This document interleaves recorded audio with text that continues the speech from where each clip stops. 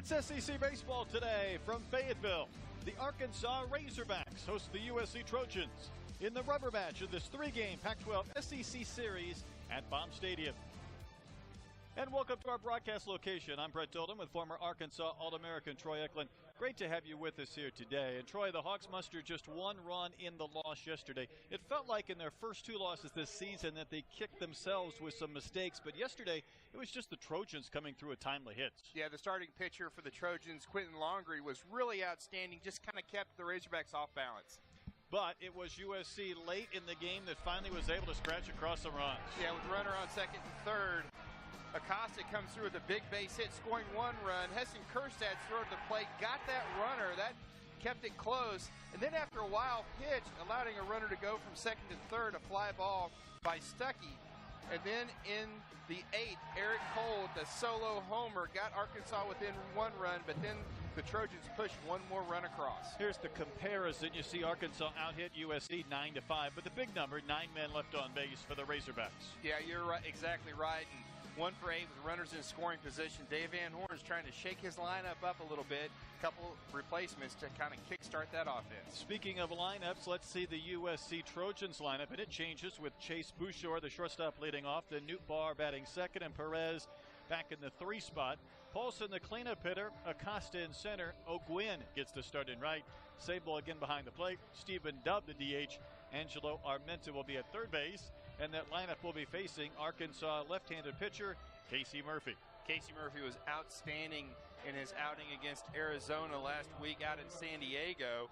They're going to hope for the junior to come back with another great performance today, but he's a nice guy to be able to run out there on Sundays. You're going to see his fastball in the upper 80s to low 90s. A really good slider. And the thing for Murphy is he has great command so far early on in this season. On a 54-degree Sunday afternoon with winds howling in from right, we're ready to finish off this 3-game set. To the winner goes the series. Here's Chase Bouchard, the shortstop, to lead off. And the first pitch from Casey Murphy is down for a ball. Hogs have made some changes. It's Bonfield in left, Cole in center, and Kjerstad in right. Martin at third, Biggers at short. Hunter Wilson getting the start at second base. Gates at first, and Cook behind the plate. Bouchard hitting at even 400 on the season. And that's a called strike, says plate umpire Sean Arthur. But Troy, you mentioned the changes and a handful of different men in the lineup today, including Cole in center and Bonfield in left. Yeah, and then they're also going to have Evan Lee playing DH today for Arkansas. Again, trying to get a couple new faces against the Trojans and trying to get something going differently offensively. Pitcher of Murphy a little bit low to Bouchard.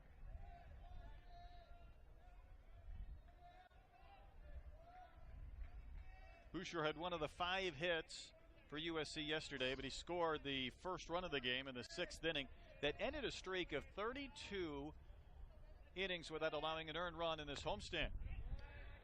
There's a chopper over near the Arkansas dugout. As far as Murphy's concerned, though, Troy, he has not pitched since a week ago Wednesday when he was outstanding in San Diego against Arizona, so it's a little bit different routine going that long without starting. Yeah, I think it is, but he's a guy that has started throughout his career, so that's kind of the college MO is get a whole week off. So I think you're going to see Murphy going to be that Sunday starter through conference play for Arkansas. Sharp ground ball into left field for a base hit, so the Trojans a good beginning. Bouchard singles between Martin and Biggers.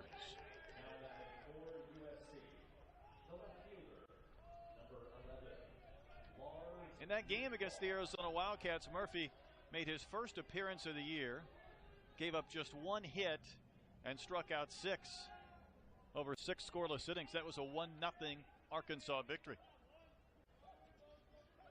Well, Murphy does have to get ahead in the count. That allows him to really nibble on those corners. So if he falls behind early, he's not a guy that has overpowering stuff that can just have swing and miss type action.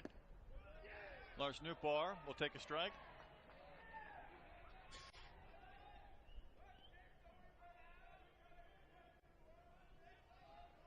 .219 average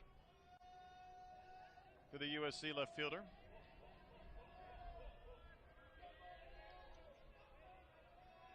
A lot of chatter from the Trojan dugout. Arkansas would like to have a ground ball, quiet that bench up a little bit. Now the fans upset that that pitch wasn't called a strike. Yeah, I think Sean Arthur missed that one. Pretty good breaking ball right there by Murphy. Again, he's a guy that does not do near as well pitching behind in a count than he does getting ahead. That would have been 0-2 instead of 1-1.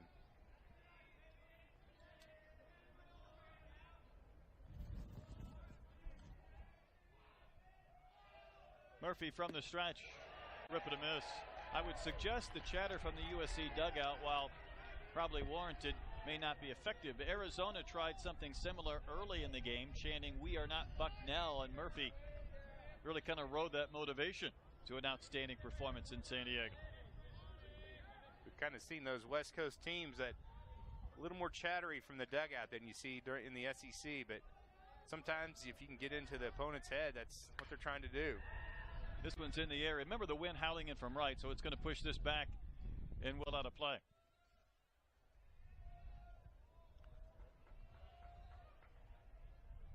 Win for USC yesterday was their 8th. They had a 7-game winning streak snapped in the opener of this series when they were shut out. Arkansas was perfect at home, 6-0 until losing yesterday in front of the largest paid crowd in Baum Stadium history of 13,000 plus, almost 13 and a half. Decent crowd today despite the cooler conditions. Troy, it might be 54 degrees at game time. With the wind, it feels more like 34. Yeah, it's pretty brutal out there. And you think if there's going to be an advantage, it might be an advantage Arkansas. The Trojans not really used to this kind of cold, especially windy weather. But a base hit to start the game by Bouchard. It's 1 ball and 2 strikes to Notbar, and here's the throw to first instead.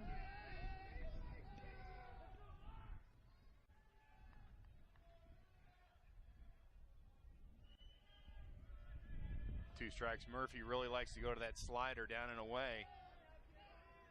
Can't get a swing and a miss, maybe a tap or ground ball for double play. Sharp ground ball to first. Gates will spin, throws to second. Biggers relay back to Gates. Started and finished by Gates for a 3-6-3 double play. Jared Gates has just been Mr. Consistent with the glove so far this season. You see a perfect throw to Biggers right there in the chest and makes that play run so much more smoothly when the first baseman has an accurate throw to that shortstop covering.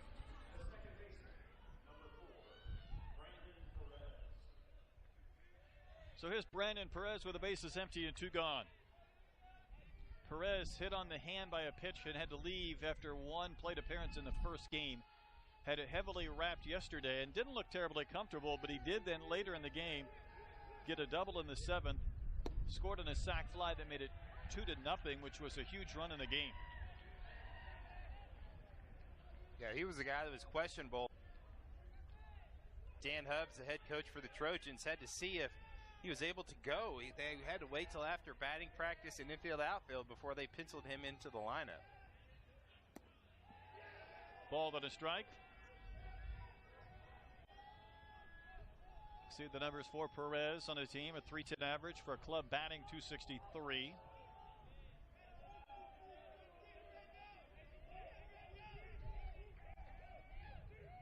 Murphy from the third base side of the rubber.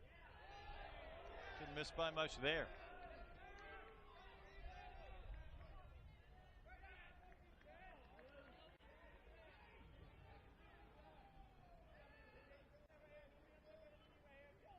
Just underway today from Baum Stadium. That went shanked foul to the right, not a play.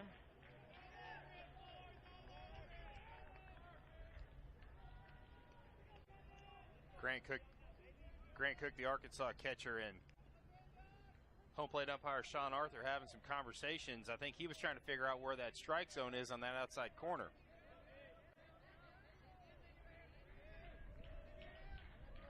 Sets up in here. Pitch served over near the USC dugout. Coach Dan Hubbs played the carom.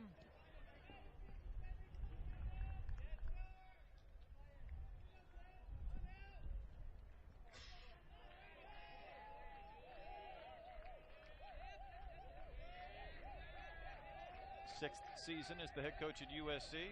Has his team off to a very good start here in 2018. Another foul ball back by Perez. Good at bat by Perez. Spoiling a couple pitches right there by Murphy. Murphy came in with a fastball and then tried to nibble off with the breaking ball away.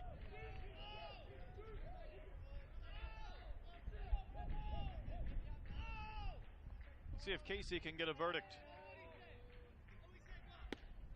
And the count has gone full.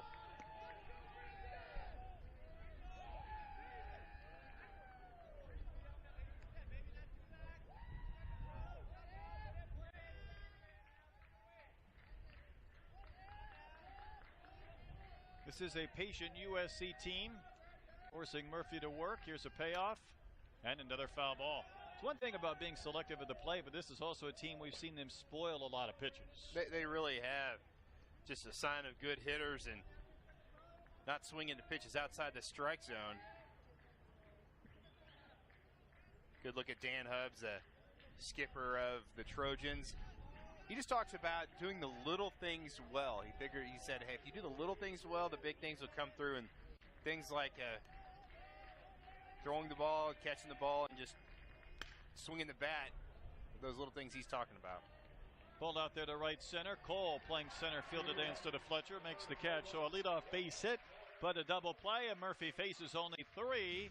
Trojans don't score, and the Hogs coming into bat. Here's your Arkansas batting lineup with some sunflower seeds mixed in. Biggers, Cole, Kerstad, Bonfield, Lee, and Martin.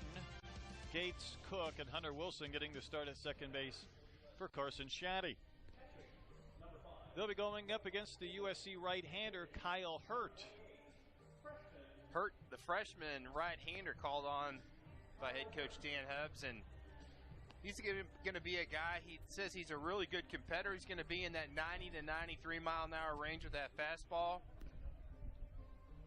Again, you'll see the curve, kind of a slurve and mixing a change there. But again, a guy that has to command that fastball. Dan Hubbs said he needs to work down in the zone against these Razorback hitters. Wind blowing in, but they're a team that can really hit the home run. Nootbaar, Acosta, and O'Gwyn in their outfield. Armenta, Bouchard, Perez, and Paulson third to first around the diamond. Sable back behind the plate, catching today with Kyle Hurt on the mound. Here's Jax Biggers, hitting .316. Couple of base hits for Biggers. 2 of Arkansas's 9.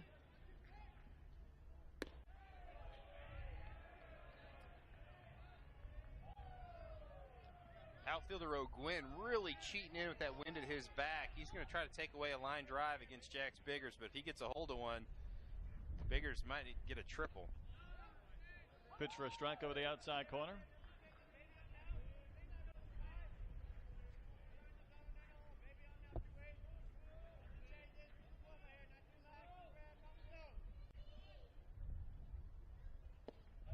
Wave and a miss. Looked like the change up there from Hurt. Yeah, really good circle change. The key to that pitch for pitchers is the same arm location and arm speed. Don't slow that arm down. Just let the grip do the work.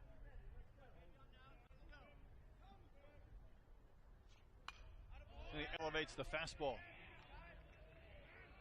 Hurt out of Torrey Pines High School. It sounds like someplace I needed to go to high school.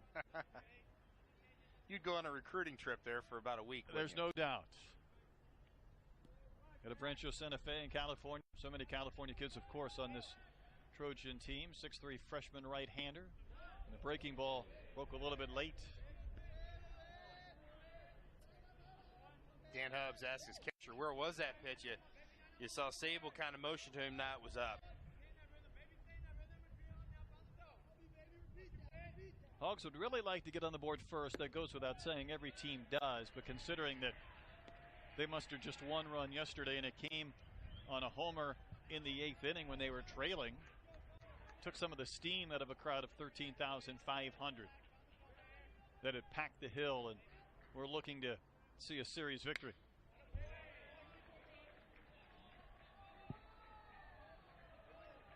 Already for Arkansas, at least a good at-bat by Biggers.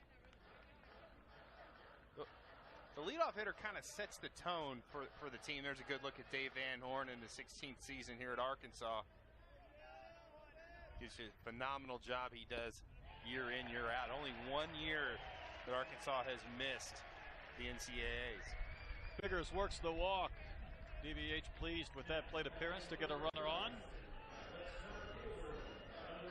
You wondered if Arkansas might be more willing to run today. We haven't seen the Troy and the men of Troy catchers throwing very well, just to try and get the wheels in motion. It wouldn't surprise me, especially early on in this ballgame. You kind of wonder how the surface is out there. We had some light rain overnight into the morning hours. The tarp was on the field.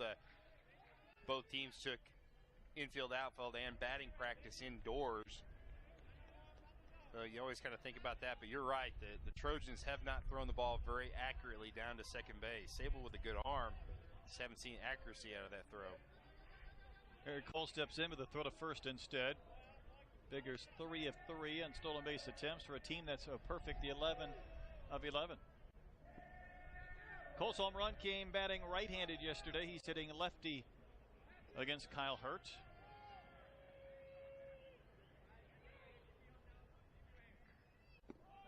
Armenta creeping in a third, guarding against the bunt. It almost made, well, it did make me chuckle, I guess. I shouldn't say it almost made me laugh. But I don't think Eric Cole was up there to bunt in the first. I could be wrong, but Armenta kept creeping in like it was a tie game in the 8th inning. You have a lot of scattering reports for both teams, but that one must not have gone to the Trojans. That Arkansas is not a team that sacrifices very much at all, especially in the first inning. And that's about as big of a swing as you can take instead of a bunt. Hogs were in need of a run yesterday when Cole batted in the 8th inning. This thing had some serious loft on it. You saw the outfielder kind of wave his arms. I think he lost that ball up in the sun there for a minute. Cleared the fence by about 10 feet. I don't think he could have made the play even if he was in the right spot on the fence. It was the team's 17th long ball of the year. Well, you're right, Brett. Kyle Hurt thinks that Arkansas might be running early on. That's the second or third throw over to first base to keep Jack's Biggers close. You like that room on the right side for Cole to hit one through with Paulson holding Biggers, but it would be a tougher throw for Sable. There's a ground ball to the right side, and it's through that hole. So by holding the runner, get a base hit to right, so a walk and then a single, and a good beginning to the Arkansas first. Nice balance by Eric Cole. Just kind of rolled over the top of that one, but got enough of it past the diving Perez. And we talked about how shallow O'Gwen is playing in right field. Normally, a lot of times, Nate Thompson, a very aggressive third base coach, would wave him around to third, but O'Gwen is right on top of it. I think he got to the baseball before Biggers even got to second base. Well, that's a very good point. It will be harder to score or to take that extra base, something we've seen the Hogs do with regularity when they've had their bats rocking. Heston Kjerstad in. He settled into that 3 spot in this lineup.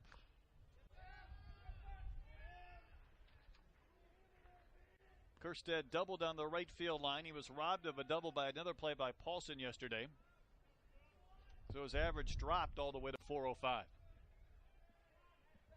He's got to work on that. Yeah, he needs to get that going again. Kind of swinging a bad pitch. I think that was kind of a breaking ball down and in. A little over aggressive there with runners on base. He's down in the count, 0-2. 94 on that last fastball by Kyle Hurt. He elevated that ball, and that's tough to catch up to when it's 94 about letter high.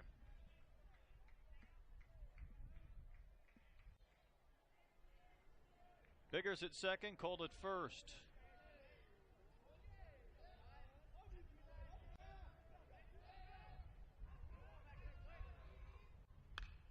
Kjerstad rockets another one, backing out of play.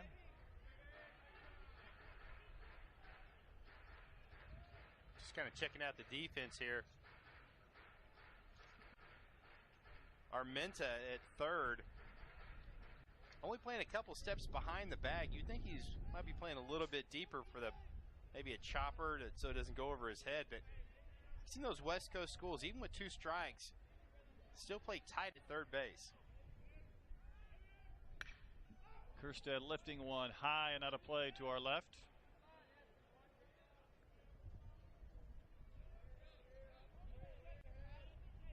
Kerstead really trying to kickstart a good bottom of the first inning. Hogs scored 2 in the first on a Bonfield homer on Friday, and they would never look back. And yesterday they never had the lead in the game. Well, Kyle Hurt threw about 3 fastballs in a row. He's setting Kerstead up for something off speed right here. Kerstead hangs with it, sends it down the right field line, moving foul beyond the tarp. Tried to hook it into the corner.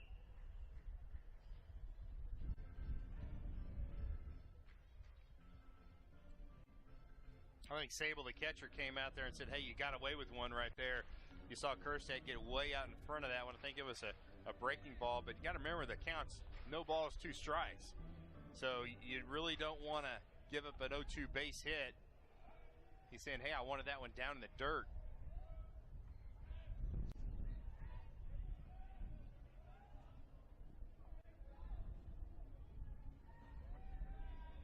Hurt looking for the first out of the inning. Good pitch.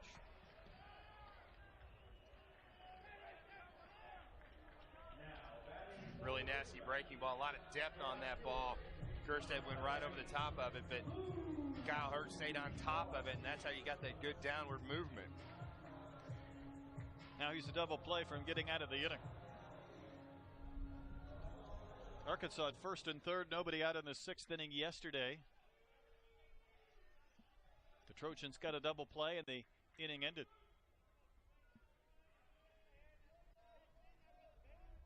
Bonfield's in left, still in that cleanup spot here this afternoon.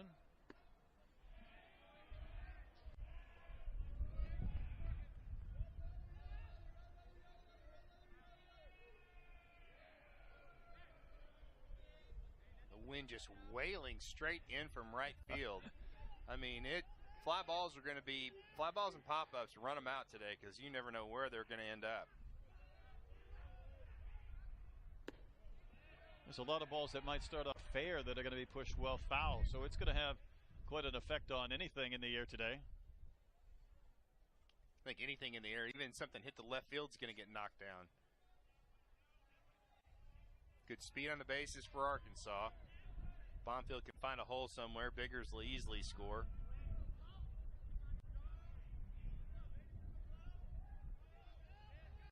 Hurt's next offering. Now he's missed it off 3 to Bonfield. Evan Lee on deck.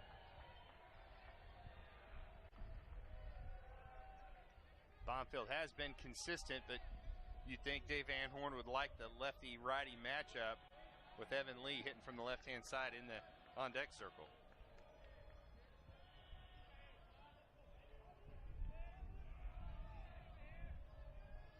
Hurt needs a strike. Got one over the inside corner, barely. Sable, the catcher, really had to work at that one. Had to go down to his knee to kind of pull that one back up. And if you're Bonfield right here, you've got to make sure that you don't swing at a pitcher's pitch. If it's in the outer third or somewhere you can't handle, you just got to let it go. 3-1 pitch, rip foul wide of third. Says Mark Wagers. Looked to be the right call. Coach Thompson was lobbying in the coach's box for a fair ball. That's why umpires stand right, straddle the line. It hit in fair territory. That is really close. Boy, it sure is. I think it hit on the chalk. Hit the chalk, and then where it went over the bag is where we kind of lost it. Wagers jumped over it, and he's in foul territory, but of course he's 25 feet or so behind third base.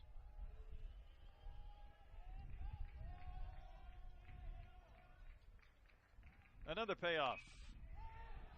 In the air to right, O'Gwyn very shallow. So the Hogs at first and second, nobody out, and they remain there now with 2 gone.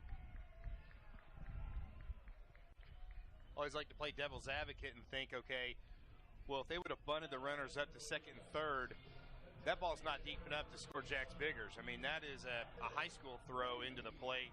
So that small ball mentality wouldn't have aided Arkansas in that inning right there. Dave Van Horn would like to see a big hit now out of Evan Lee, starting him as the DH and putting him in the 5th spot in the lineup. 8 at-bats for Evan on the year, 3 base hits, 3 RBIs.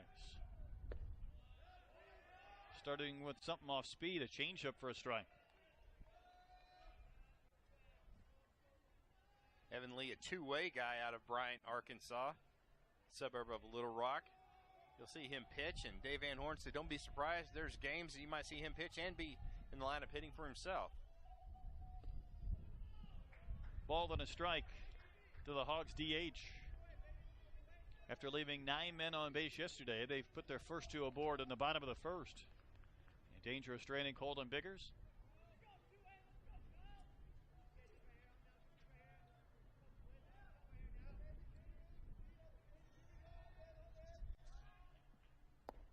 Big curve, not close. Almost hit Evan Lee, and you wonder if it did hit him. If home plate umpire Sean Arthur would have said, hey, you know, you got to come back. That's one of the new rules. You can see what happened, the lack of offense by Arkansas. They did scratch out 9 hits. They just couldn't string them together, especially with runners in scoring position. Fouled back by Lee.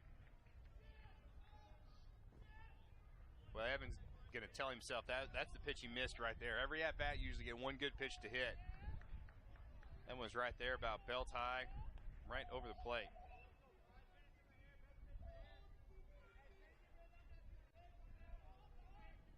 '28th pitch of the inning for number 28, Kyle Burt. Ends the inning. Hawks strand 2 more. Well, Kyle Hurt had to go to several pitches, but this was the biggest pitch of the inning. Down and in breaking ball, punching out Evan Lee.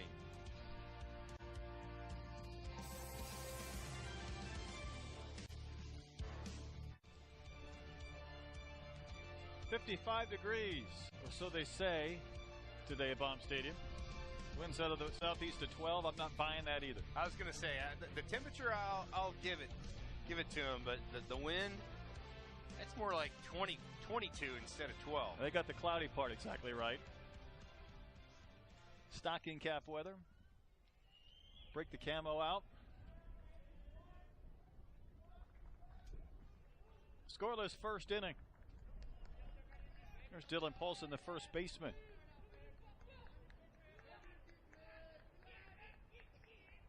Left on left matchup.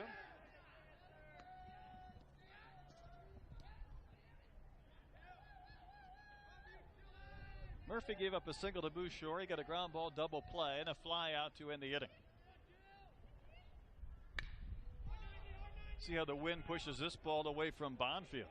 He's still on the move at the track nearing the fence. Never did give up on that ball, and it's a good thing. Bonfield much improved in the outfield. Just continue to stay with it. Tell you, that thing moved a long ways because it started out probably almost right over his head. Blew about 40 feet to his right, our left.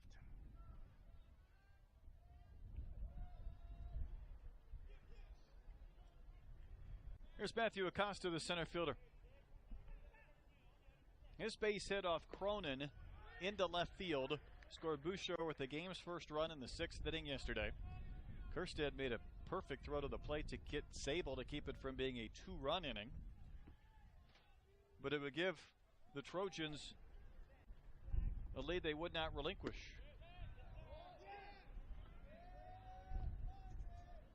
You see Acosta kind of motion like, hey, I should have rolled into that pitch. Got to take one for the team.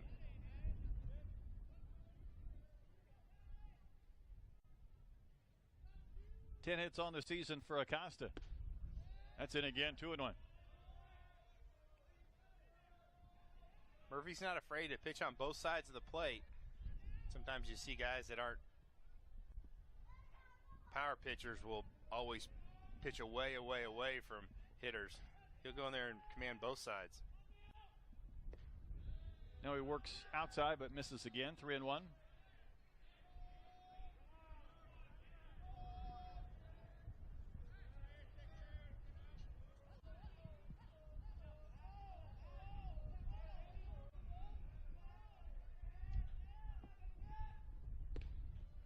Murphy surrounded the zone but couldn't get one in, and that's his first walk.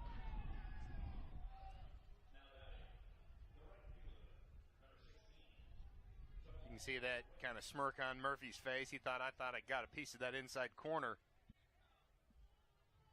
So far, our home plate umpire, Sean Arthur, hasn't given corners on either side, inside or outside. Got a pretty restricted strike zone, so we're going to see a lot more contact today. One note about this game, as O'Gwyn, the right fielder, bats, there will not be an inning that'll start after 4 o'clock. That'll be the Sunday addendum. It's kind of to help with the Trojans' travel schedules. I think they've got a 6:20, 6:30 flight out of Northwest Regional Airport, so got to give them time to get showered and on the bus and up to the airport to get back home.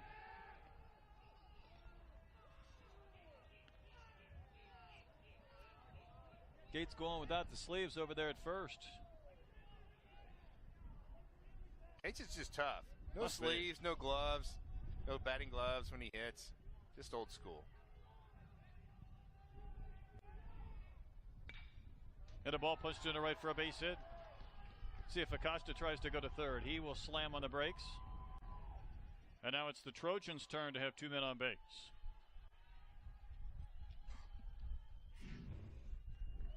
Good piece of hitting by Jamal O'Gwyn. You see him let that ball travel deep into the strike zone. That's why you have to hit a pitch the other way. If you try to go get that ball on the outside corner, you're going to roll over it as a right-handed hitter and hit a ground ball to short. So after a flyout to start the inning, a walk and a single, and the Trojans are in business here in the second. Another left-handed bat stepping in, the catcher Blake Sable.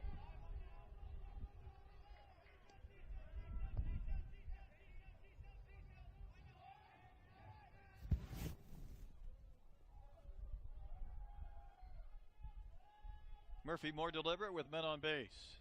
There's a good curve for a strike. The Trojans with good speed on the bases, with Acosta at second and O'Gwyn at first.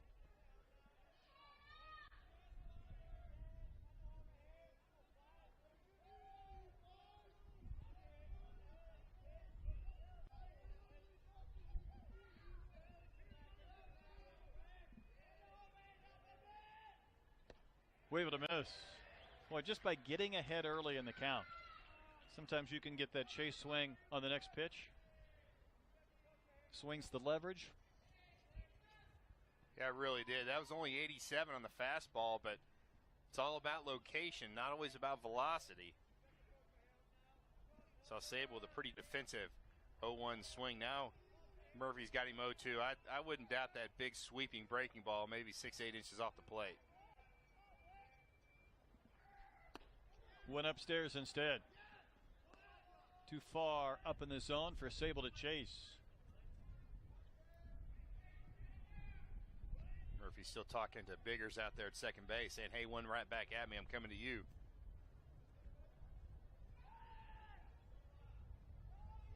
Acosta and O'Gwyn, the 2 base runners for USC.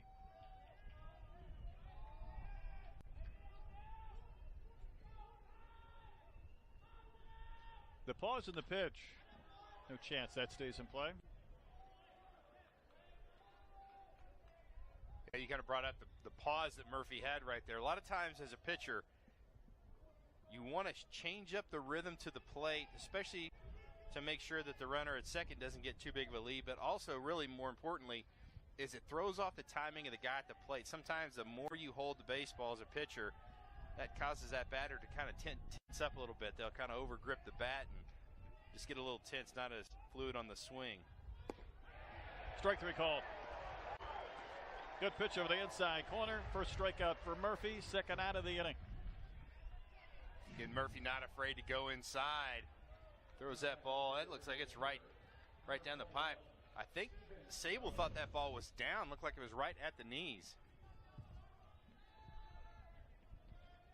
Always kind of like to watch guys' reactions, especially they strike out looking. We've talked about it off air, Brett, about you've made comments about you just don't understand why guys will go up there, especially with runners in scoring position with 2 strikes, and take fastballs. It's a breaking ball that nibbles the corner, maybe that's one thing, but the fastball right down the middle, that's what Sable did right there. He just flat out got frozen. Stephen Dubb will take a strike. You would think if a pitcher throws a good breaking ball, he's probably going to beat you.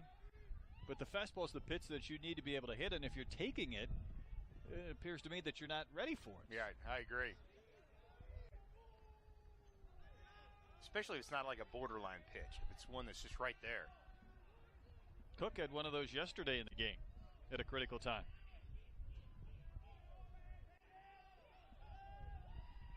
Murphy trying to strand 2 Trojans. Nibbling on the outside corner, gets the strike. Maybe that zone expanding just a bit. It's 0-2. Dubb has just 2 at-bats this season. A lot of times, umpires will reward pitchers if they're not erratic, if they're not all over the strike zone. So Murphy's kind of already established his control, and maybe he got one on the outside corner right there. 2 outs, 2 strikes. Swing and a miss, sitting over. So Murphy bounces back from a walk and a single and strands a couple of men. Both pitchers have worked out of a mini threat. Here's the K in a 0-0 game.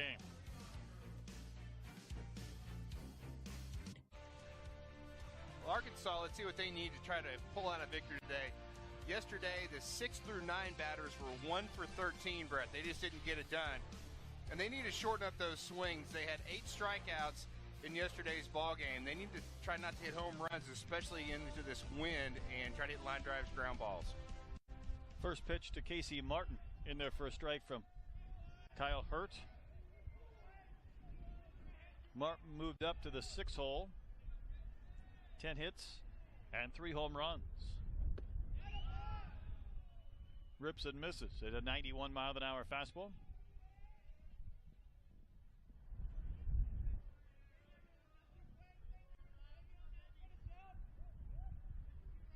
Hogs had their first 2 runners on last inning. Biggers walked, Cole singled, but Kerstead, Bonfield, and Lee were retired in order.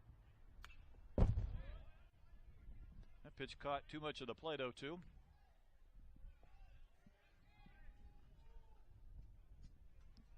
can definitely see what Hurt wants to try to do. 0-2, go up in the strike zone, trying to get that swing and miss fastball. Smash fair inside the third base bag. Extra bases into the corner, and watch Martin fly. He's going to turn second and hold there with a leadoff double.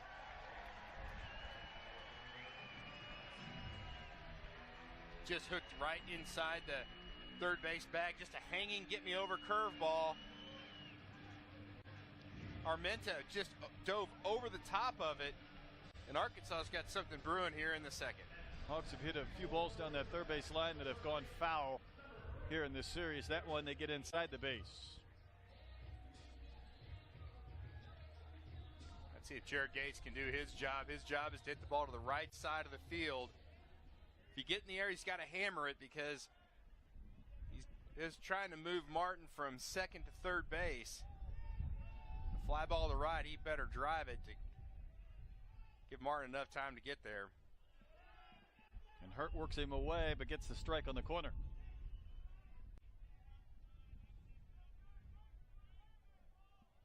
Still a pretty big hole between first and second base. First baseman Paulson's kind of hugging the line a little bit. Perez, the second baseman, more a little bit up the middle.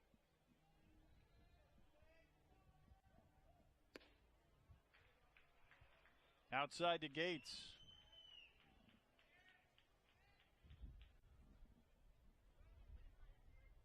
Oak Wind continues to play shallow and right with the winds behind him. Figure Gates would like to try to shoot one right through that hole between first and second.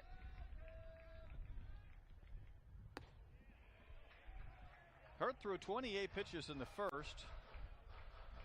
He's at 35 without an out here in the second.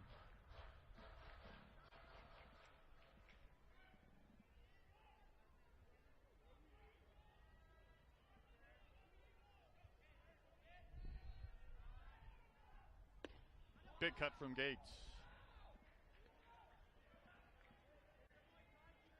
Hurt's shown that his best pitch is that fastball. Has a little bit of good run away from left-handed batters.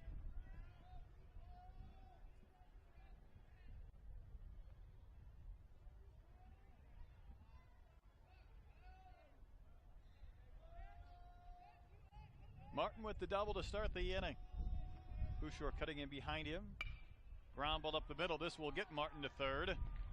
As Gates is retired, so he didn't pull it, but he still advances Martin.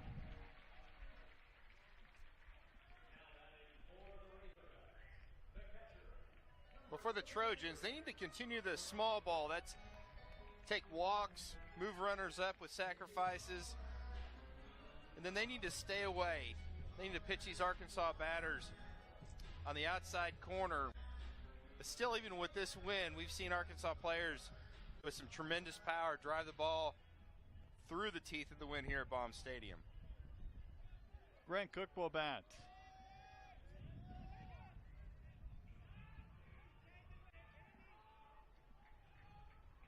Cook had a line out to third, an absolute bullet in the sixth inning with runners at first and third and nobody out. Nearly won as a double play as Kerstad had to dive back into the bag, so he finished with one hit. Hit a ball down the line out of the park, but foul as well, so made some good contact, but with the infield back at short and second, maybe a chance to drive it a run here.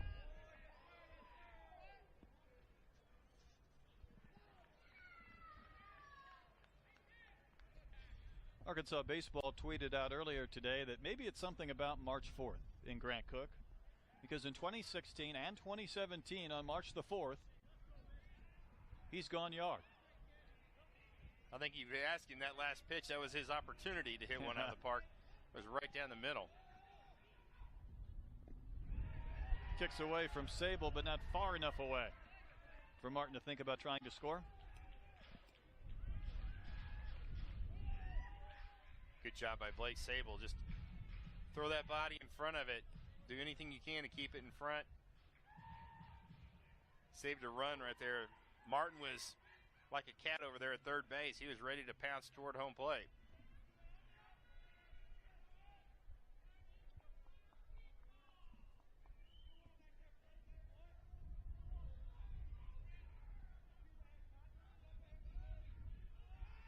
Martin at third, one out. Hogs looking to score first. This should do it. Chopper to short. Bouchard will make the play at first base. Cook gets the RBI, and Arkansas in front 1-0. Get him on, get him over, and most importantly, get him in. Arkansas kind of playing a little bit of its own small ball. Not the typical way to bunt them up from second to third, but again, productive outs. That's what you have to have offensively. Is you can't, in that situation right there, Gates can't strike out, pop up, or either Grant Cook, and that's how the Arkansas Razorbacks were able to push one across.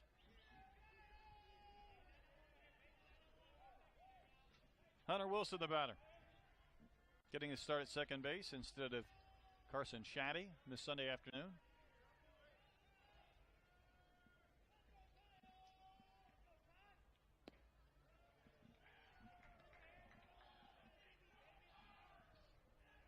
You see Wilson with that shin guard on his front leg. Same thing you see with Eric Cole. Wilson missed the last half of the season last year, fouled one off his front shin and had a deep bone bruise and was on crutches for about 3 weeks and never could come back. Eric Cole did the same thing out in the San Diego trip. You do that once, you're going to get some protective gear on. And leave it on. Base is empty, 2 outs. Wilson taking 2-0 right down the middle for a strike.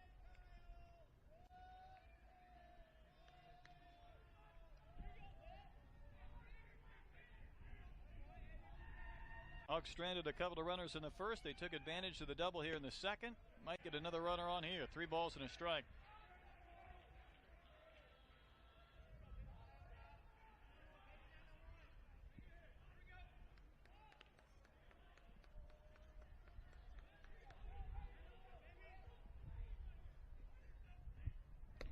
And it is ball 4. Second walk issued by Kyle Hurt in the game.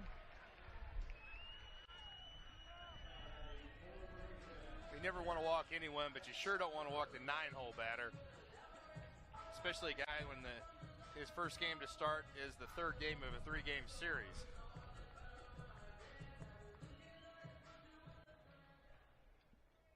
So it turns this lineup over for Biggers, who walked in the first inning, leading off the frame.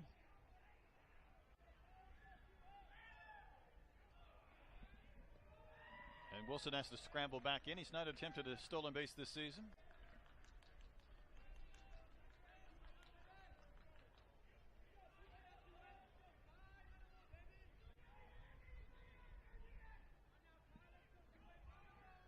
Kyle Hurt comes set right at his belt from the stretch. Bigger swing. Well, the pitch was called a strike, so it doesn't matter.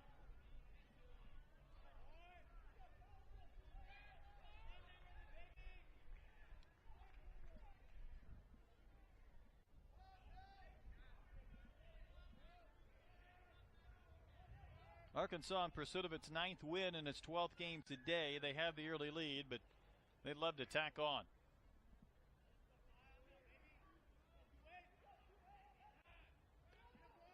One thing USC pitchers did a lot of yesterday was throw over to first base, keep the Hogs close, or at least attempt to do so.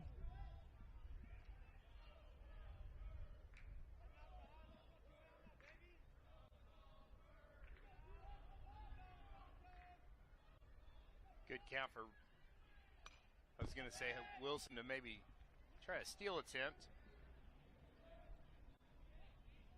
It's something to think about with 0-1. You almost kind of think maybe off speed, but with the runner on first, Hurt decided to go with the fastball, and sometimes that changes up the pitch selection, what you do with runners on, especially if you think they're going to steal. You want to give that catcher a little more opportunity with that ball, getting to him a little quicker with the fastball. I might run here.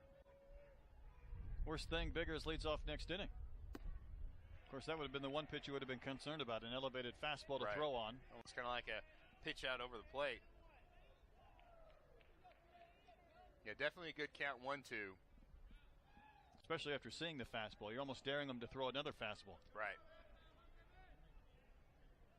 If you feel like Wilson's getting a good read off the pitcher, I'd send him. I totally agree.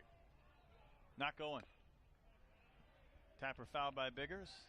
Got the changeup.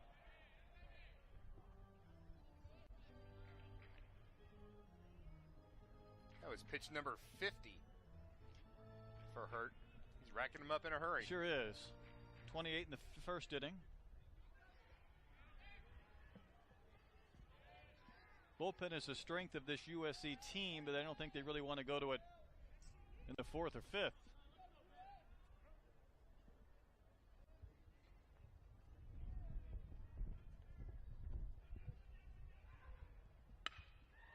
That ball driven in the gap to right center field. Acosta was playing shallow. Can he get there? He'll run it down on the track.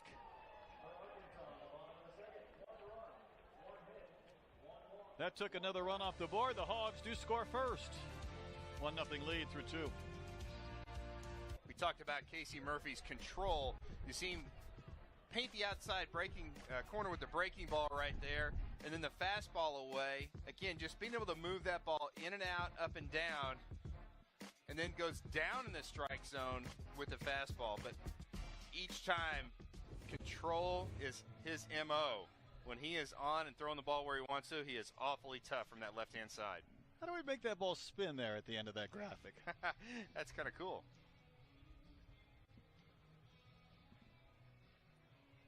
Worked around a single and a walk to strand 2 last inning.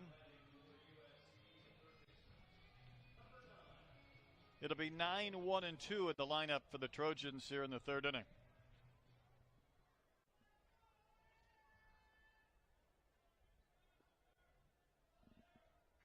So Angela Armenta, the batter.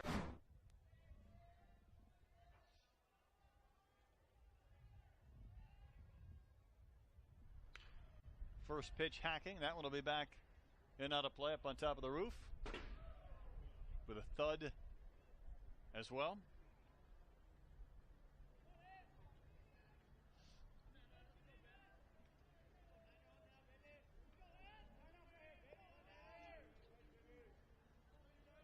Casey Murphy from the third base side of the rubber in his 0-1. Didn't miss by much. Pretty good change up there by Murphy, down in the strike zone just a hair. You see Armenta below the Mendoza line, hitting only 179.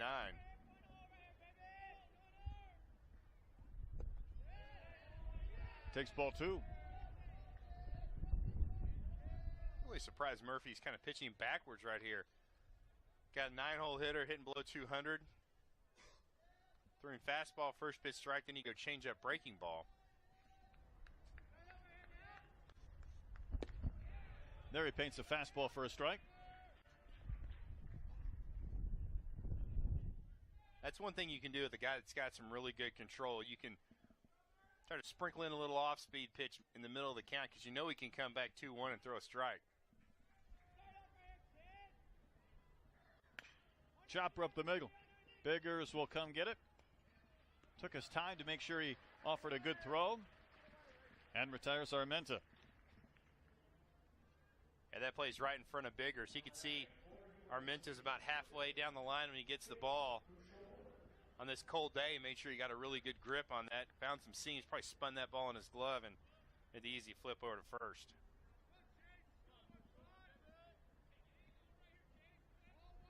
Back to the top of the lineup in Bouchard. He singled into left to start the game. Was promptly erased on a double play. Bunts this time. Martin gets it with a glove. His throw is low to first, but there to back up the play is Wilson. So a bunt base hit by Bouchard. Even though Martin gave that a pretty good effort. I'm not sure Martin came up cleanly on that ball. It looked like it kind of kicked around a little bit in his glove. He gets to it pretty quickly. Just made a bad throw. Good heads-up play by Hunter Wilson to be there for the backup. Saved at least one base. Exactly. That ball gets past him. Even used his bare hand to stop it. Little small ball by the Trojans. Do what you can do to get on. Newbar watches that pitch go through the legs of Cook back to the screen. So a bunt single and a free base.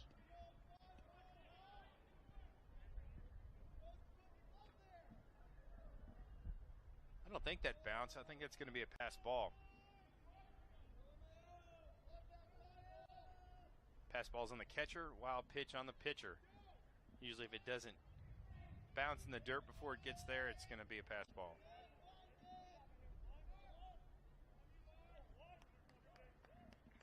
Looks like they scored at a wild pitch, but it was hard to tell from our angle.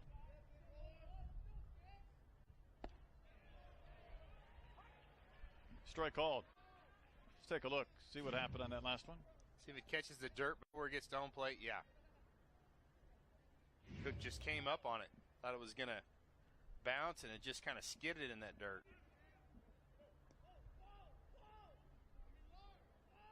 So now the Trojans a chance to tie with the base hit.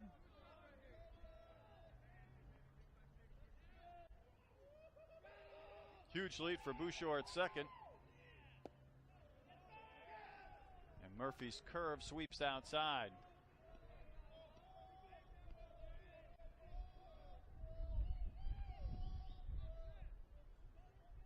Brad Bouchard, the runner at second, doing a lot of dancing out there.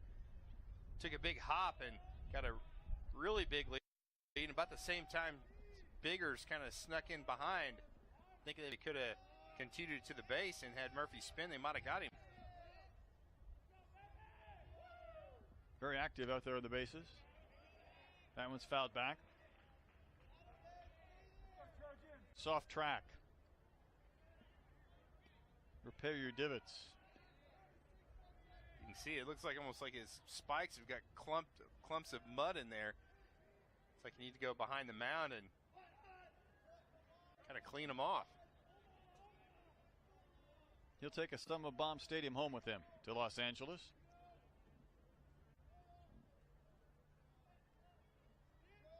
Murphy looking for the second out of the inning. Had back-to-back strikeouts in the second with men on base.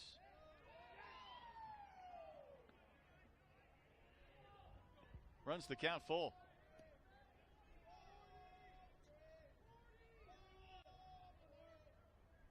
right here is not the biggest thing in the world because it still set up a double play. Wouldn't be surprised if Murphy doesn't try to come back with a breaking ball, nibble on that outside corner, or get a swing and miss.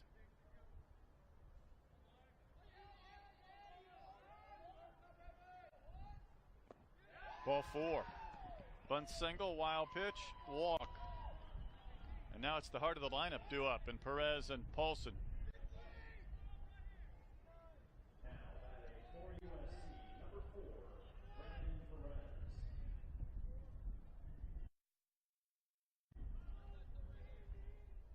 Well, the pace of this game is really slowed down right here. Seems like Murphy has a pretty good pace with no one on. When runners get on, he really slows down. It's going to be the MO of the Razorbacks over the last few ball games.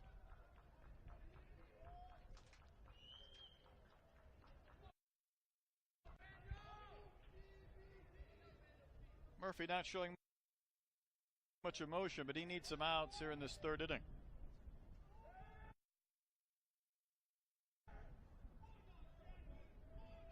Perez flied out to center, rather deep fly ball, back in the first.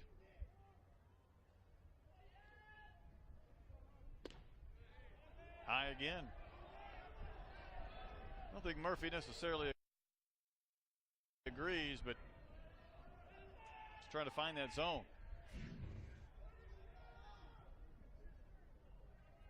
Could be up a little bit. Looks like that's still the letters. So far, Sean Arthur, the home plate umpire, hadn't really been the pitcher's best friend.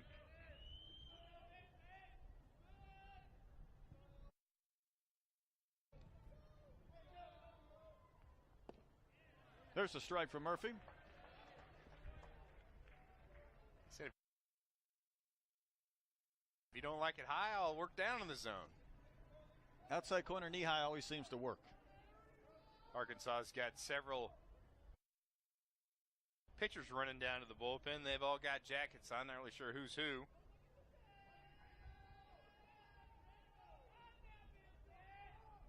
'50th pitch up coming for Casey Murphy here in the third inning with one out.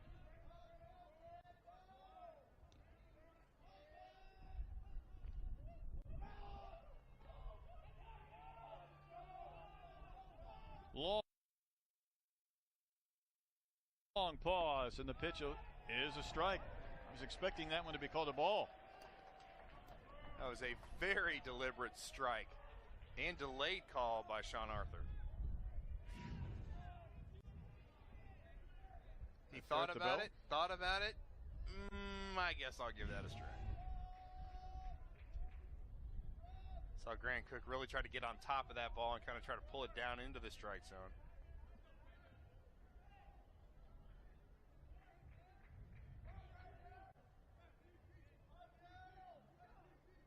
Murphy ready. Pitch of smoke to center. Cole will get there with the running catch for out number 2.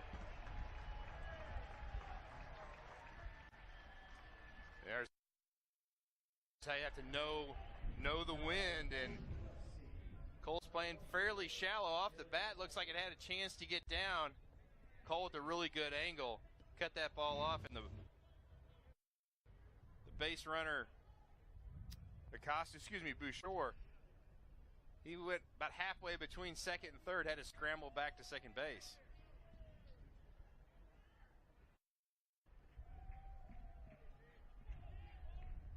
Here's Dylan Paulson, the cleanup hitter.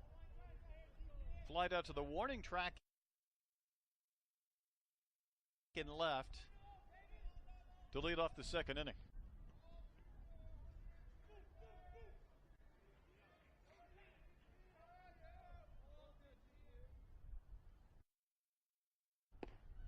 And take strike one for Murphy.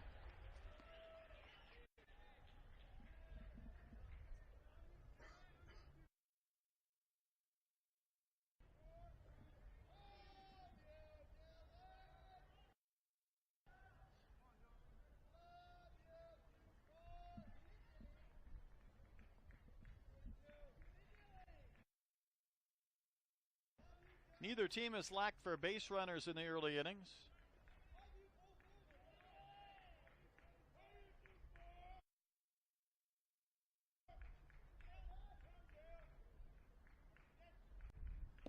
Paulson takes over the inside corner, so Murphy's jumped ahead quickly, 0-2.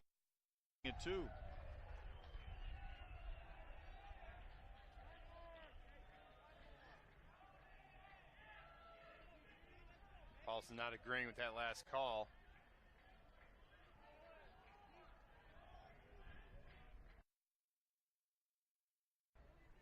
Murphy in the driver's seat now. You definitely don't want to give anything up 0-2.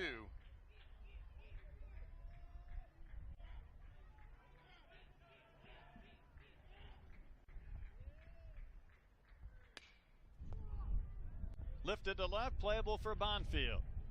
And he's got it to end the inning. Murphy strands a couple of base runners. 2.5 complete. 1-0 Arkansas.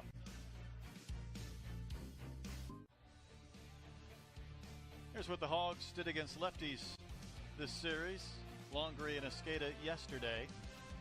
Did get 8 hits against Longree, but he was able to strand those runners. But pretty big difference lefty versus righty this year. It really has been.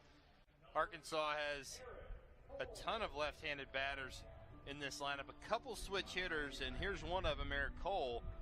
The other being freshman catcher Casey Opitz. But a lot of guys are just true lefties, and they have not fared as well. You might see a lot of teams going to that lefty lineup against the Hogs.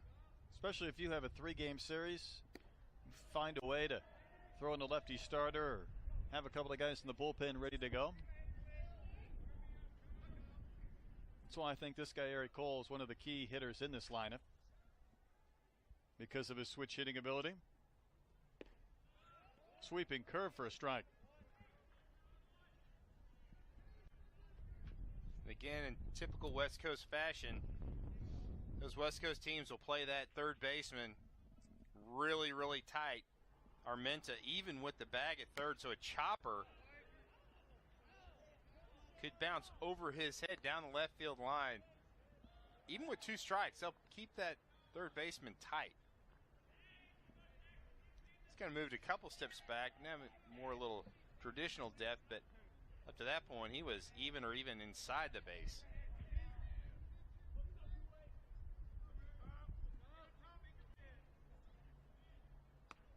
All the way back to the screen from Kyle Hurt.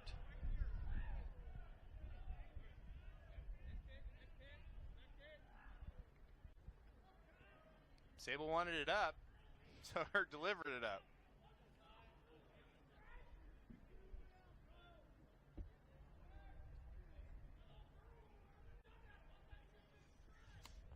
All right, got another one.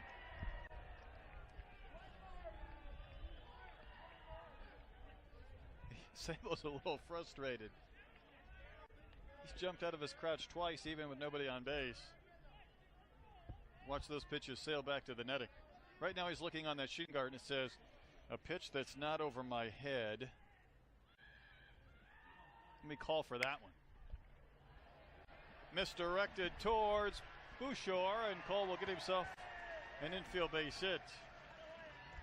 Little pinball action off the pitcher Hurt. So Hurt's not hurt after he was hit by this pitch, and nope, he just misdirected it. Off the glove.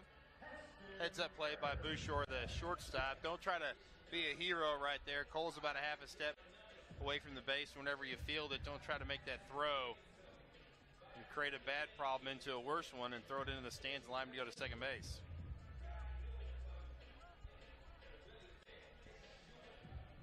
Heston Kjerstad went down on strikes with a couple of guys on base in the first inning. Trojans on the move.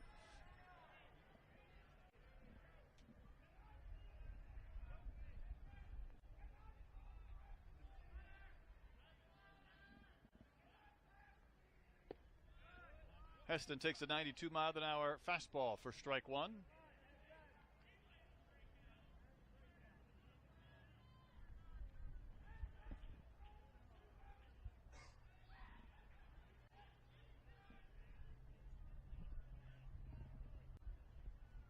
See Sabo really wanting that pitch down with his glove, but a throw to first instead.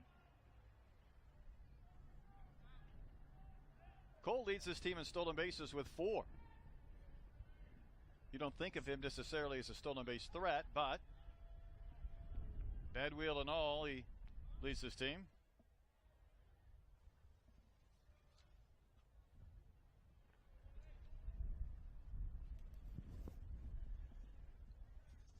Hurt's actually done a pretty good job so far in this game, but he has pushed his pitch count up almost 60, 58 at this point.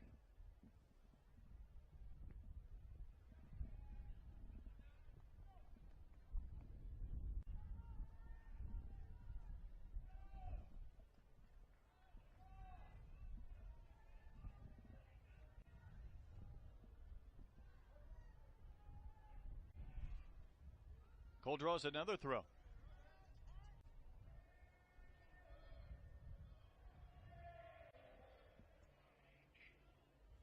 Guess what? There's a left-hander up in the pen. Brian Gursky. If you even thought about throwing left-handed, they're going to give you a shot today against Arkansas.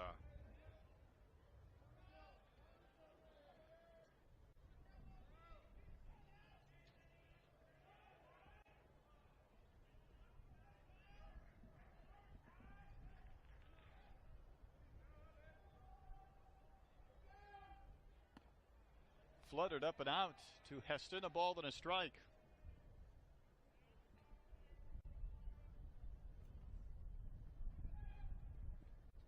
Kerstead really staring over towards the dugout. Dave Van Horn flashing the signs. Either that or fixing his sweatshirt, but I think he went through a series of signs first. Kerstead rocketed another number of foul balls in that direction in the first inning off Kyle Hurt. Just a split second behind that fastball.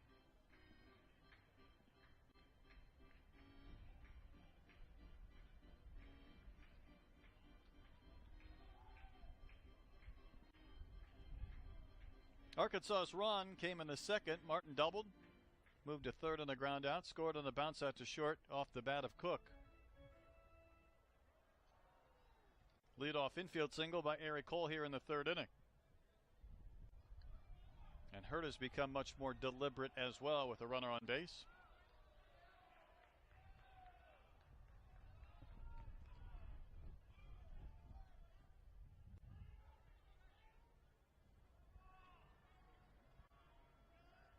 Deliberate's one word for it. Now the fan's not very pleased. Not as if Murphy's a speed demon either with men on base, but Hurt just didn't want to throw that pitch.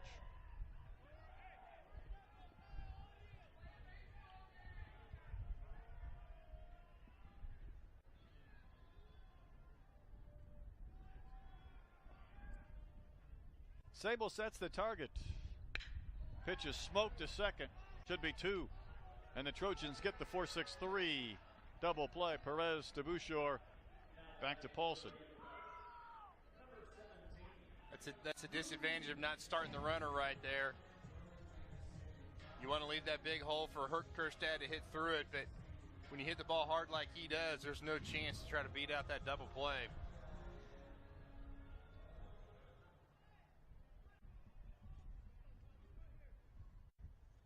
So we can work from the full windup again as Bonfield steps in. He flied out to right his only at bat. Homered in the first inning of the first game of this series on Friday. So the series up for grabs with the winner today.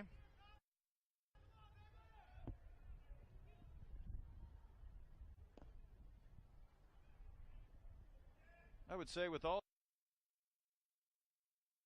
the expectations and the schedule that we know is coming in the future, to be 8-4 after 12 games would be a little bit frustrating, especially you go back to the Cal Poly game. But yesterday was one where the Hogs made a couple of plays to keep USC from adding other runs, just couldn't get it done with the bats.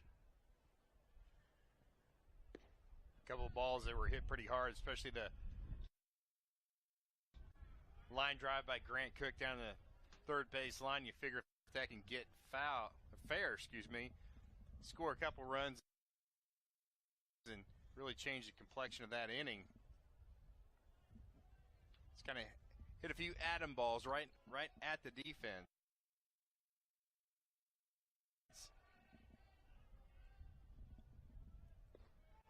Got fooled on that pitch. Out in front of the change.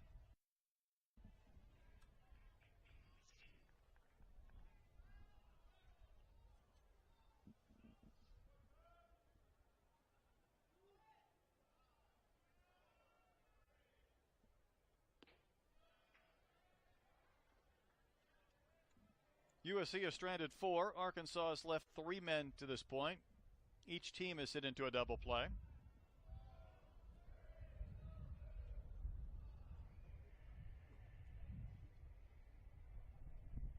Pitch clock at 5 when the pitch is delivered and Bonfield waves and misses. Pretty good slider right there by Hurt. You can see they're trying to keep the ball away from Bonfield. Hit a 2-run homer in the first game, the 4-0 victory for Arkansas.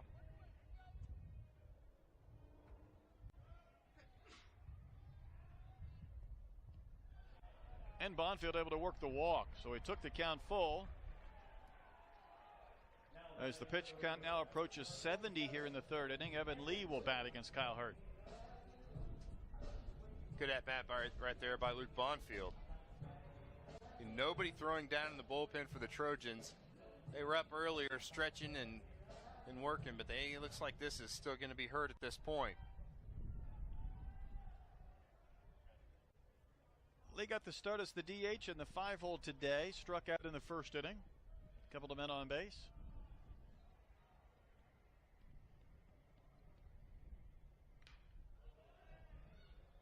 Hit foul by Lee for strike 1. 9 at bats for Evan around his pitching duties this season.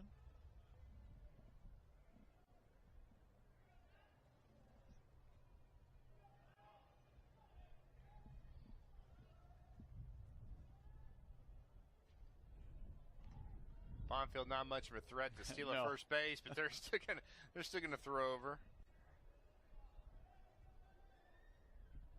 Paulson and Bonfield's talking. Bonfield's, I don't know why they're picking over here. I'm not going anywhere. Good pitch to Evan Lee. Yeah, really good changeup right there by Kyle Hurt. Now he's in the driver's seat, 0-2. Just pulled the string. You see the movement tailing back over home plate. Lee just gave up on it too soon.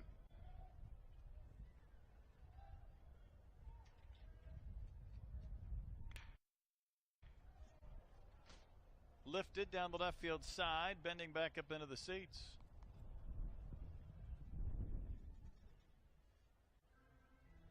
I think an 0-2 pitch caught a little too much of the plate right there. We've seen Hurt try to go up in the strike zone against several batters, 0-2. Several times watching Sabo where he set the target high or low, and Hurt has gone in the other extreme. See where he's putting the glove right now? Spears the comebacker. Inning over. Hogs get a hit. There was a walk, and they leave a man. They've left 4 men through 3 innings. Still up 1-0 over USC.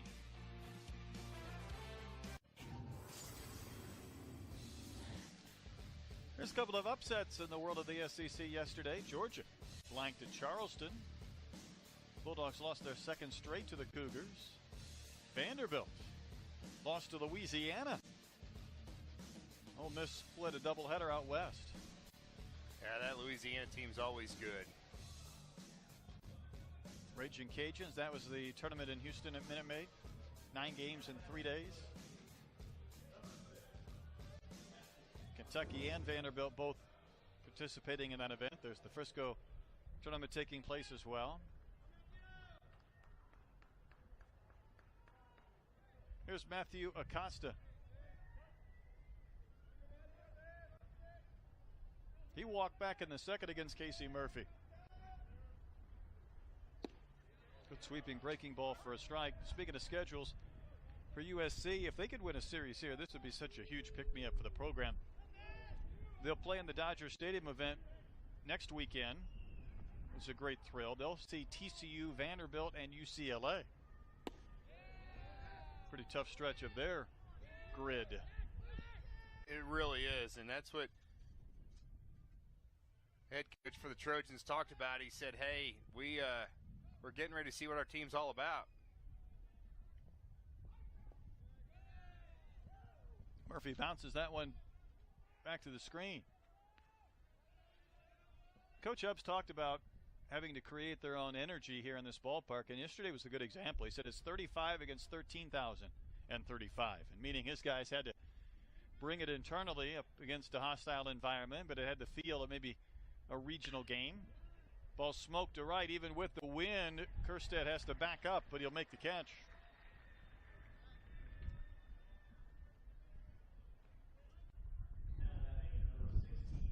I think you're right. That was a good approach by the Trojans yesterday. Try to figure out how to get that big crowd out of the game, and they did by not allowing any big hits. Arkansas took them to the 8th to push one run across. That big crowd was just waiting to explode. Just never could. Liner to left, base hit off the bat of Jamal O'Gwyn. He singled in both ABs today, so getting the chance to start and delivering for the Trojans. So Murphy has stranded 4 Trojans so far through 3 innings, working from the stretch again as he'll face a left-hander and Blake Sable, the catcher.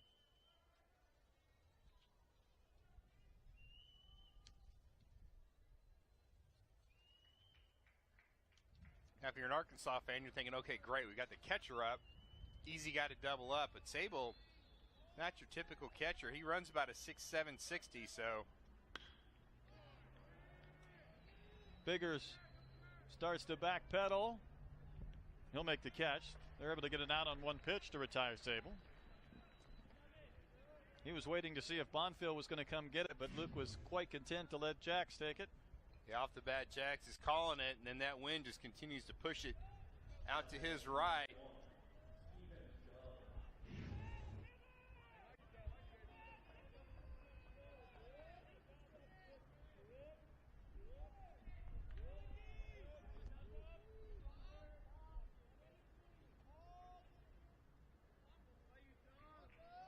Stephen Dubb, the DH, struck out swinging his only at bat. And Murphy starts him with a strike. Murphy keeps checking his fingers. His fingernail. Maybe he's developing a blister or something out there. We'll see if he does it after this pitch.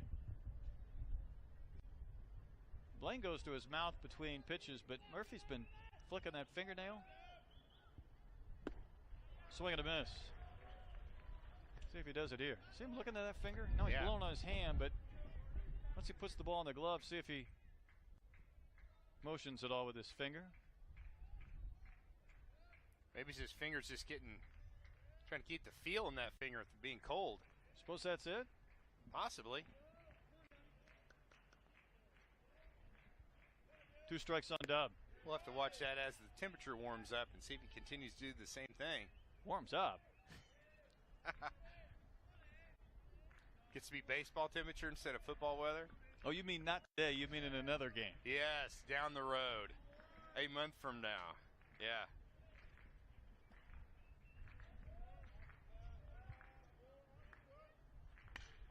Liner into the corner, and this is trouble off the bat of Dubb. We'll see if O'Gwyn might have a chance to score. Kerstead plays the carom and fires it back in, but it squirts through the legs of Gates, and that's going to provide the tying run. And to third base goes Dubb.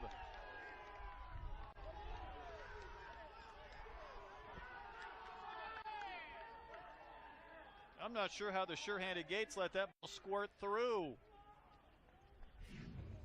Yeah, just a line drive right down the right field line. Kerstead does a good job of playing the carom, gets it in a hurry. That's why you've got 2 cutoff men there. Just short hops Gates. I think he just took his eye off the ball. That's a costly mistake for the Hogs. Stephen Dubb's first hit of the year is a double. No RBI in the play, but the game is tied, and Murphy was so close towards getting out of the inning.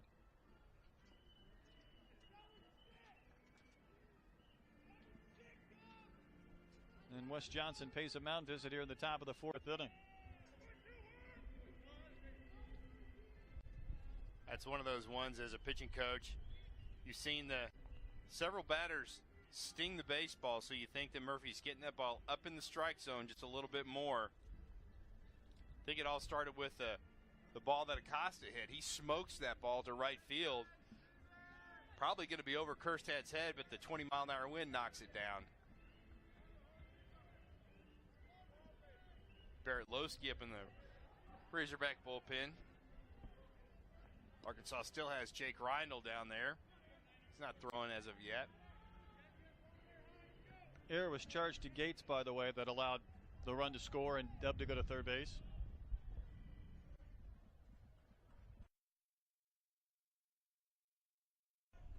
And to tie up this game at 1. No, it's the 9-hole hitter Armenta. Bounced to short his only time in. And Murphy starts ahead with a strike with the curve.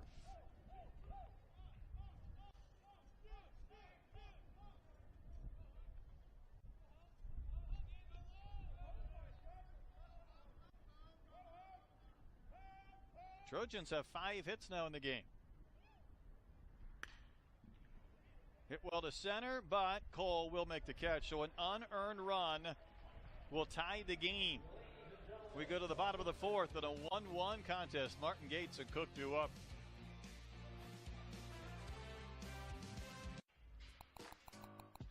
The Trojan right-handed freshman Kyle Hurt is really finding the strike zone, throwing all 3 of his pitches. There's the straight change fooling Evan Lee. The fastball just with a little bit of late tail caused him to foul that one off, and then he snaps the overhand breaking ball. So he's been able to work all 3 of his pitches consistently to these Razorback batters. Here's Casey Martin, the man who's had the best swing. He doubled down the left field line in the second inning, inside the bag, and then scored on a ground out by Cook. But the Hogs gave one back with an unearned run in the top of the fourth inning.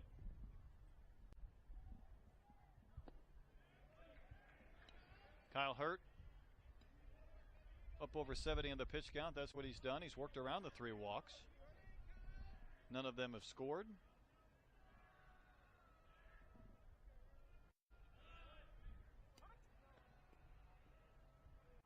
And drumps one in for a strike to Casey. His average on the rise with that double.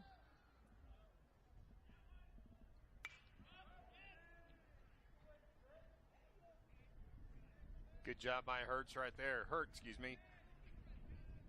Down 2-0 to Martin, throws the back-to-back fastballs for strikes. Now he's even this count. That's a big batter right there. When you come back and score a run, tie the ball game as a team, you don't want to put that next leadoff man on.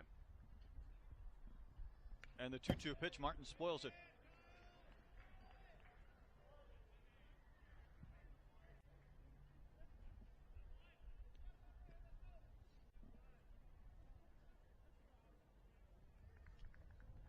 Hits and 26 at bats for Casey Martin.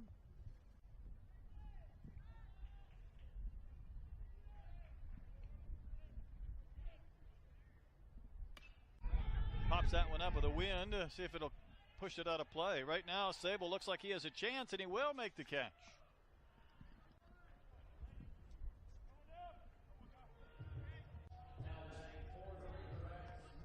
That ball just didn't get up high enough to allow the wind to push it back onto the roof here at Baum Stadium. That's a big batter. It kind of sets the tone of this inning. Jared Gates bats with the bases empty and 1 out. The gentleman behind Gates has the park on. He's got the flaps down. He's ready. Like Jeffrey Leonard. 1 flap down, right?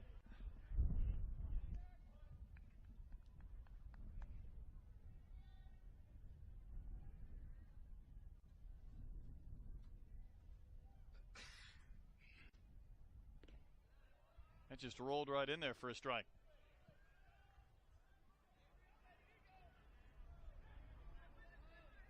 Nate's not so sure, but it's 1-1.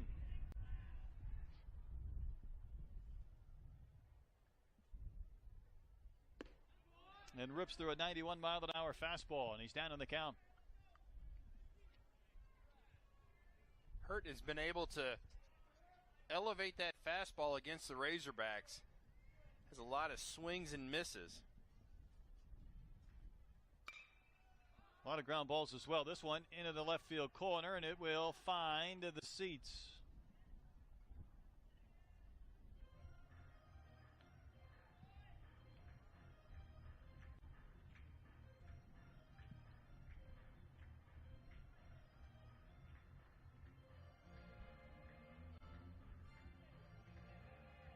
Hogs left 9 men on base yesterday.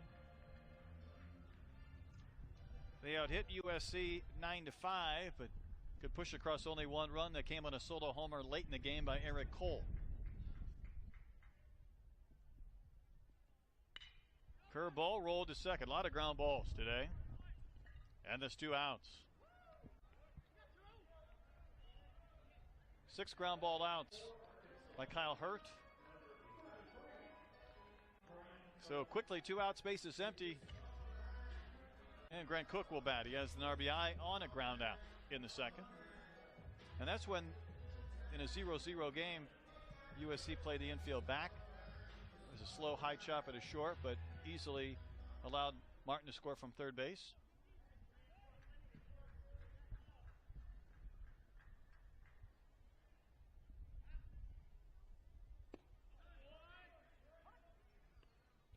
He fought his control early, but he seems to be pounding the zone lately. Yeah, he really was early on, pushed that pitch count really high. Now, you're right, he's settling in. 53 strikes, only 30 balls. Swinging a foul right back to the net.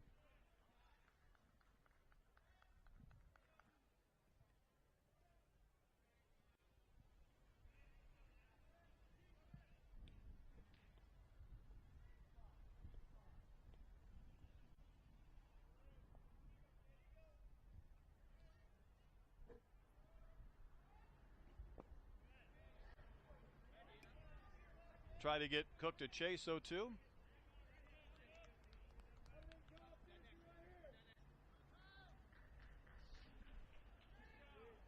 Getting to that 100th run of the season has not been easy. Hogs needed 3 yesterday, didn't get there.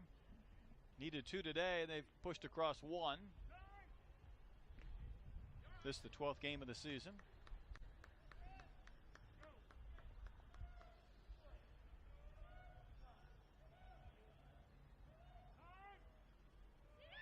Hurt took too much time, and Sable's going to go out to the mound. This is odd. 2 outs, 2 strikes, bases empty.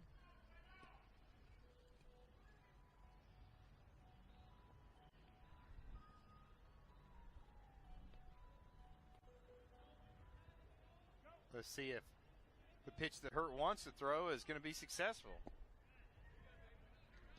It was not. 2-2. Change up to Cook.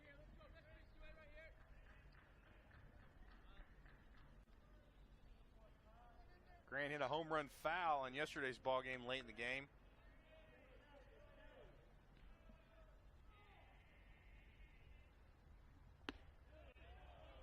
No, the count has gone as far as it'll go on the high pitch.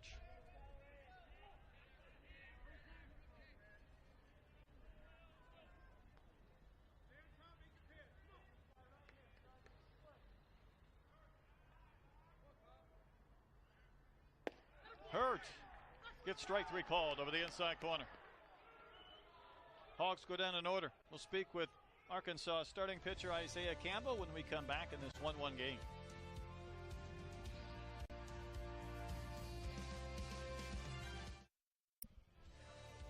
There's your line score as we go to the top of the 5th at Baum Stadium. In a 1-1 game, the Trojans and the Razorbacks. Isaiah Campbell, yesterday's starter for the Hogs, joins us. Isaiah, we appreciate the time. Tell us how you felt yesterday out there on the mound. Yeah, no problem. I felt really good. I had 4 pitches working for me yesterday. Cutter, curve, change, and fastball. My fastball was electric yesterday. It felt really good, and I'm happy with my outing.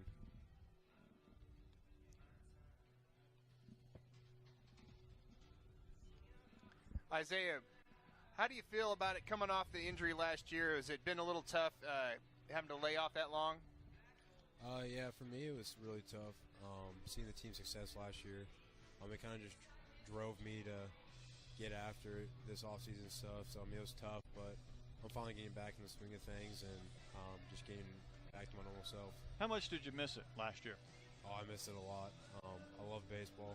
I love being on the field. It's pretty much my job, and so it was really tough for me last year. So what do you think as far as the freshmen coming in? Were pretty impressive so far this week as far as the freshman pitchers. Yeah, the freshmen have been really good. They know they're a really good group of pitchers, and they've just gone out there and shown it. They're not scared of anything, and you can just see it on the mound. Are you a guy that spends some time talking with them, maybe after a guy comes out of his outing, or maybe after a game or later on in the week, just going over things with them? Yeah, I'm definitely a leader for the pitching staff, and I just kind of take them under my wing and give them some advice for pitching in front of these big crowds and stuff like that. And they've really caught on to it really well, and they just take it with stride and done really well. So Isaiah, Brett, and I know a couple of the nicknames that Wes Johnson has given the pitchers. You're the professor. What about Barrett Lowski? What's his nickname? Do you know? I've never heard of a nickname for Lowski. He just gets called by his last name, and that's kind of just how everyone's known him for the past 3 years. And they need to call him Happy Feet with that little quick step he does before he throws a pitch, right? Yeah, he's got a really quick delivery. It's very deceptive for hitters, and it makes him very effective when he's on the mound. He's taking over for Casey Murphy here in the fifth as we visit with Isaiah Campbell. And the batter is Chase Bouchard, has had a couple of ace hits so far in this game, 2 of the 5 for USC. Isaiah, take us through what now the week is like as far as your work and your preparation and your side sessions before your next start. Yeah, so today I got in the weight room and I got after it really hard. Did a lot of leg stuff. Just getting my body back under me really, and getting some stuff flushed out of my body. Then after that, it's just a lot of weighted balls and throwing stuff. I'm a long toss guy, so I like the long toss. And then I'll get in the weight room again, middle of the week, get an upper body workout, and then I'll do a workout the day before when I pitch again. And then kind of for me, it's the bullpen just depends on how my arm feels.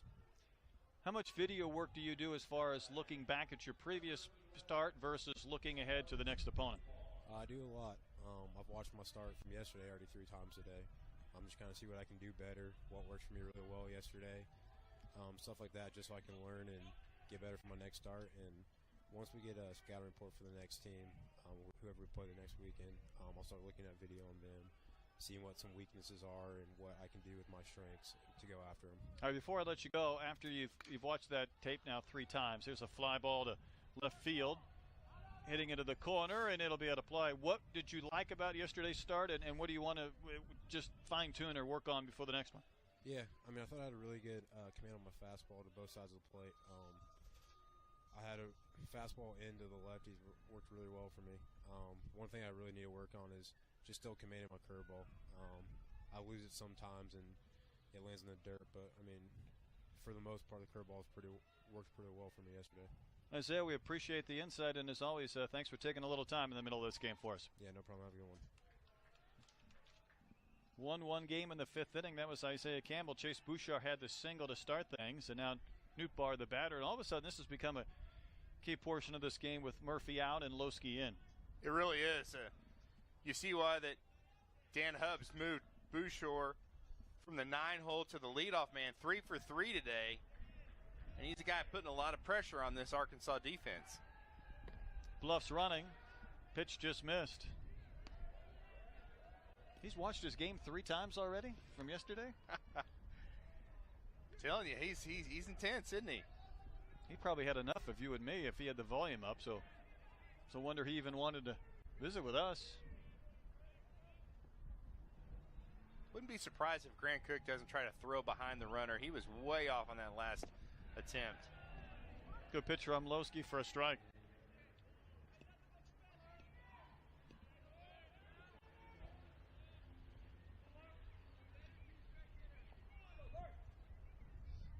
One of Southern Cal is going to try to pull a string right here and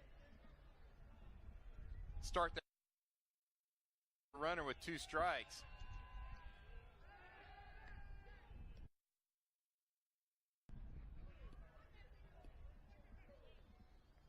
Bouchard has not attempted to steal this season.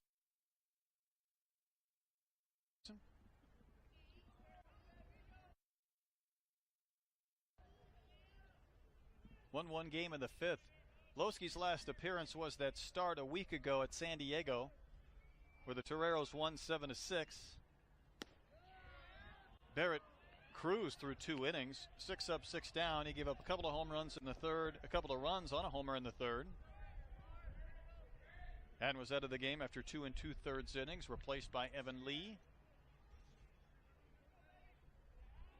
Giving up a base hit, he's gone full to Nootbaar. There goes the runner, and the pitch is high, ball 4. Arkansas does have Jake Reindl warming up in the bullpen.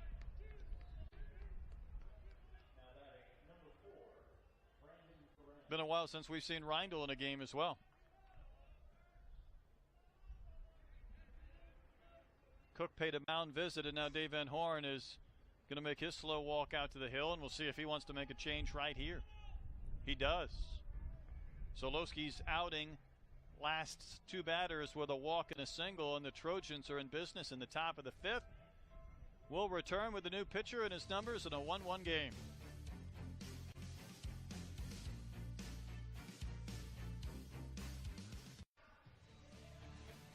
Jake Reindl swinging that arm, ready to climb up on top of the hill.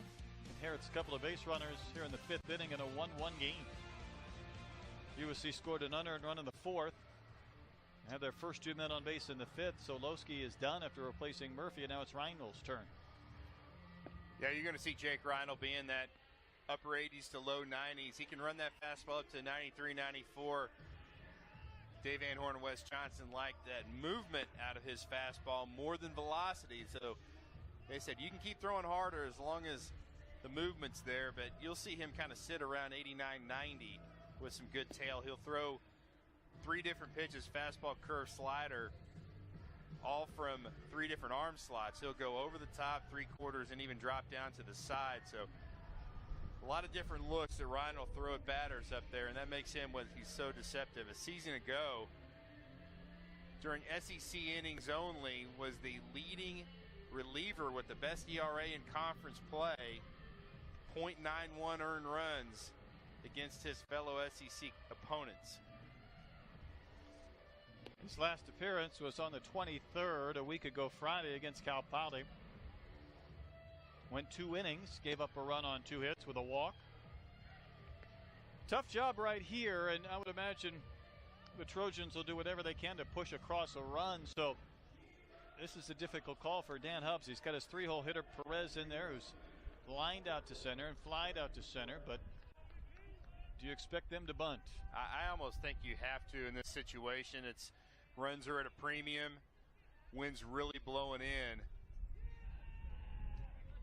So Perez does try to bunt. His goal is to put it down the 3rd baseline, make the 3rd baseman field it. Not showing bunt, taking a strike.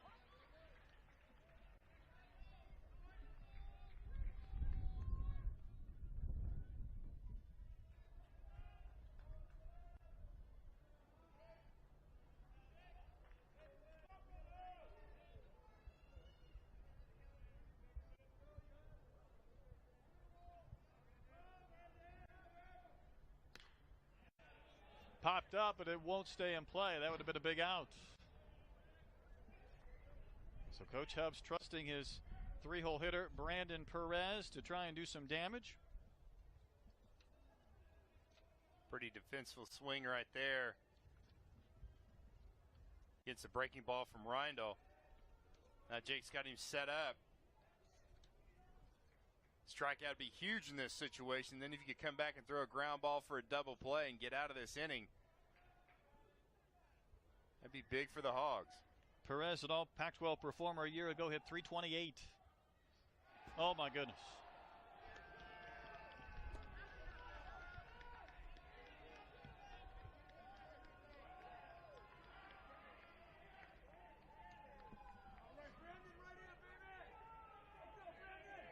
Ryan will try to overthrow that breaking ball. Just spiked it in the left-handed batter's box. Now as Arkansas, they look like they're going to keep the infield back. They're going to concede a run right here on a ground ball. They try to avoid a big inning. Strikeout is needed. Perez spoils the pitch.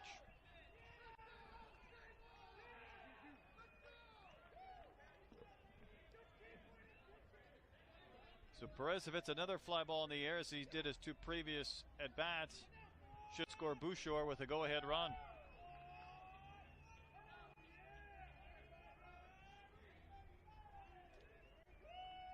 It's been more than a week since Reindl's been in the game. Comes on in a clutch situation. Perez makes contact again. Boy, two good pitches from Reindl and a better job by Perez just spoiling those pitches. Not much he can do with them. They're on the outside corner. See if Reindl doesn't try to switch something up here. He's got 1 ball, 2 strikes. Maybe elevate the fastball or go off the plate a little bit more with that breaking ball.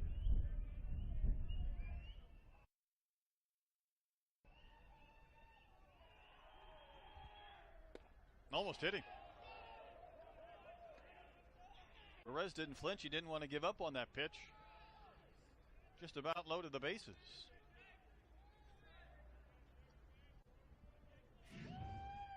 Ryan will drop down to the side, tried to get a little run on that fastball, and almost ran into the rib cage of Perez.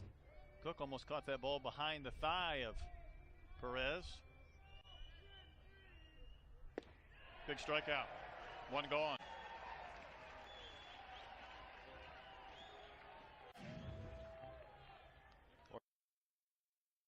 Some late movement right there by Reindl. You can see Perez just a little bit out in front. That's a big out for Arkansas. Troy, if there was a runner at 3rd and 1 gone, you might bring the infield in to try and cut down the potential go-ahead run. With runners at 2nd and 3rd, you're worried about a ball sneaking through that would score 2. Yeah, I think I agree with you. You also got to think that this is just the top of the 5th. A lot of more baseball to be played. Paulson twice east hit fly balls to left field. So again, a sac fly would score a run. He takes a strike over the inside corner.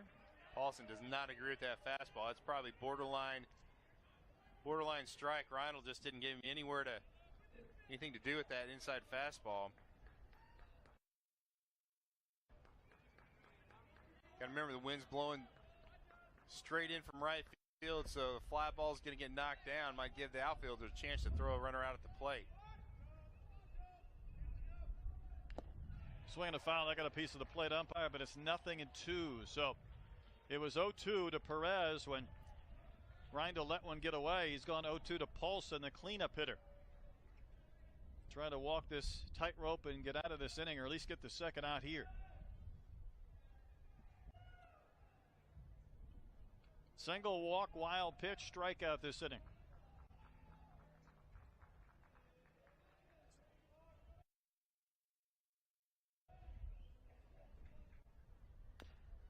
Paulson just got a piece.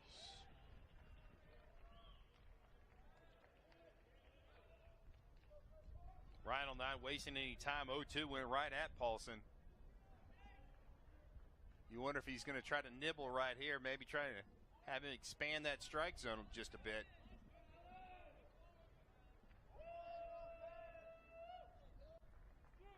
Intent on getting a sign from Cook. 2-strike pitch. Not a bad location.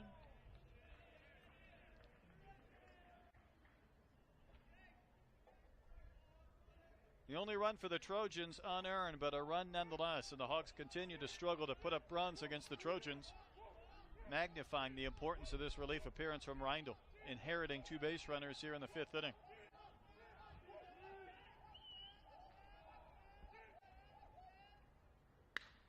Smash fair inside the bag at first. This will score a pair of runs on the Paulson extra base hit.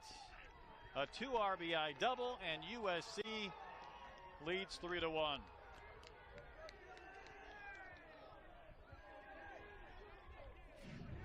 big hit by Paulson right here. That's not a bad pitch. Up and in. Paulson just pulls his hands inside the baseball to keep that thing fair. Trojans got something rocking and rolling here in the 5th inning.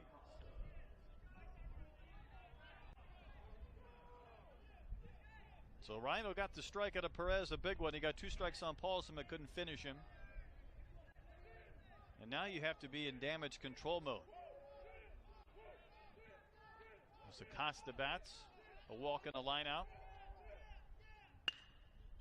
Up the middle and through for a base hit. Paulson around third. Here's Cook's throw to the plate. And it's 4-1 Trojans.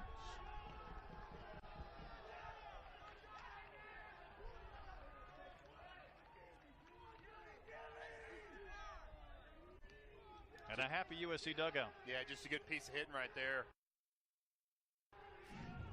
by Matthew Acosta. He just stayed right through that ball, right back through the box. Not really a chance for Cole to throw the runner out at the plate. He still makes a good, strong throw. Gates lets it go through, but the runner stays at first base. Now Arkansas needs a ground ball to get out of this inning. The Trojans have already scratched out 8 hits and some big timely hits. Arkansas has only got 3 hits up to this point through 4 innings, and they're at bats. O'Gwyn is 2 for 2.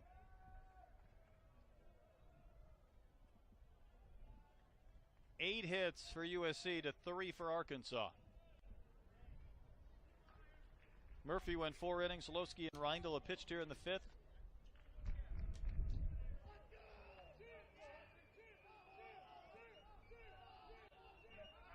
There goes Acosta. Hit and run was on.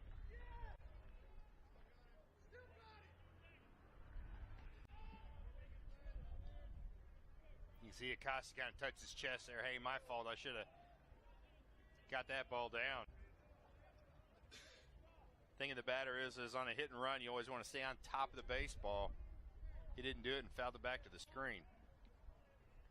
USC didn't score for the first 14 innings of this series, but they won yesterday. They're leading today.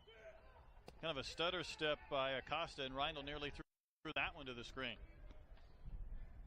Not sure what he was doing at first. Considering, reconsidering, considering, reconsidering.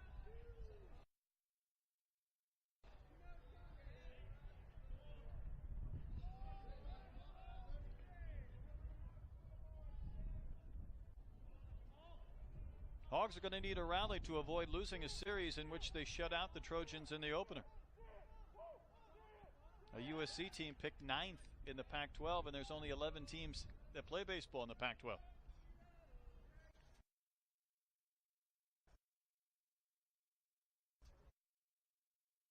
You also have to remember they've got all-star shortstop that got hit with a pitch earlier on a few weeks ago and who is out, so they're one key player down in their lineup. Little chopper. Biggers is going to have one play. That's first. Retires O'Gwyn, but Acosta takes second. 2 outs in the inning.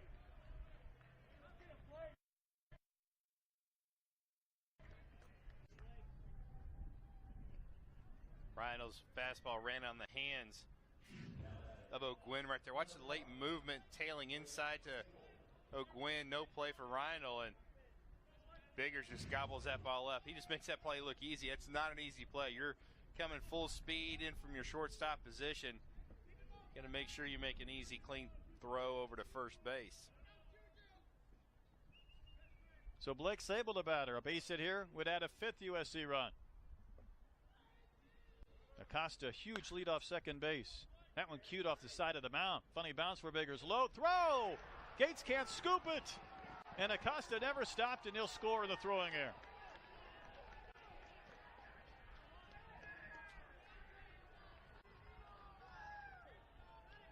Biggers has ample time right here. He fields that ball. The runner's not even halfway down the line. He just rushes that throw. Gates couldn't come up with the long hop scoop. That's a big error, and that's a huge run for Arkansas to give up right there with the way they're not scoring runs offensively. 5-1 game. Stephen Dubb, the 8-hole hitter, the 8th batter this inning, doubled his last time in.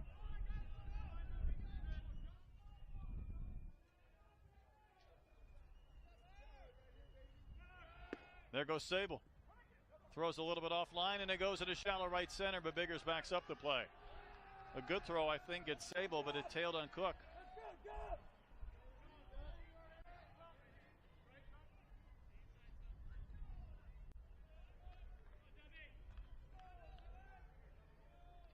Ken Sable's a catcher, but can really run.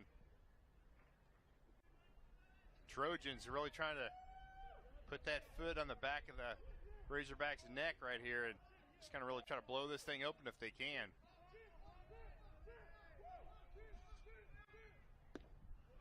Rip and a miss.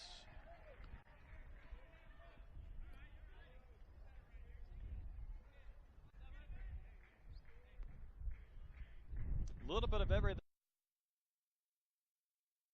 this inning. A walk, an error, a wild pitch, stolen base. 2 out, 2 strike double.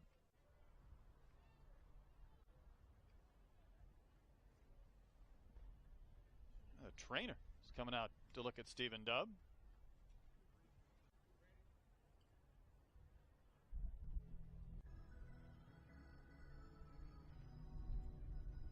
See him had that elbow pad on and said maybe on that swing his shoulder kind of tweaked his shoulder or something. We might even see a pinch hitter right here.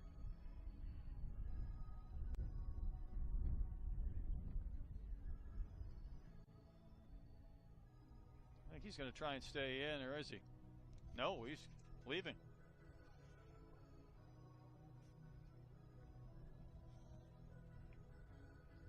See, something just didn't look quite right on that swing. You see third base coach for the Trojans come down and go, nah, that's just not right.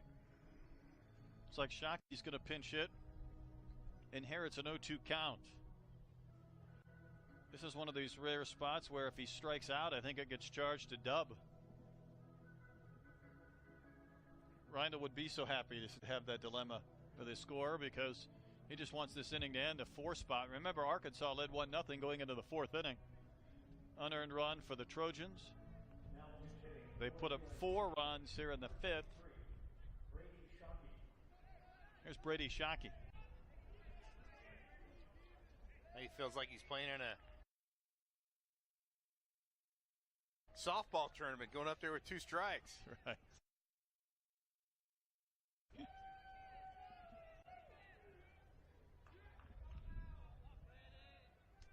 Shockey 0 for 4 in the season.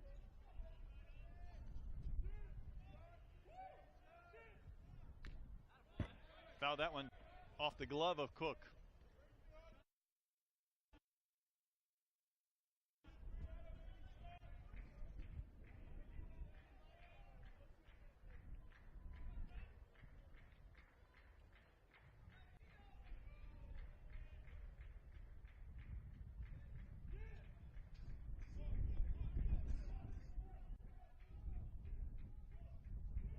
Two strikes, 2 outs. Pitch from Reindl.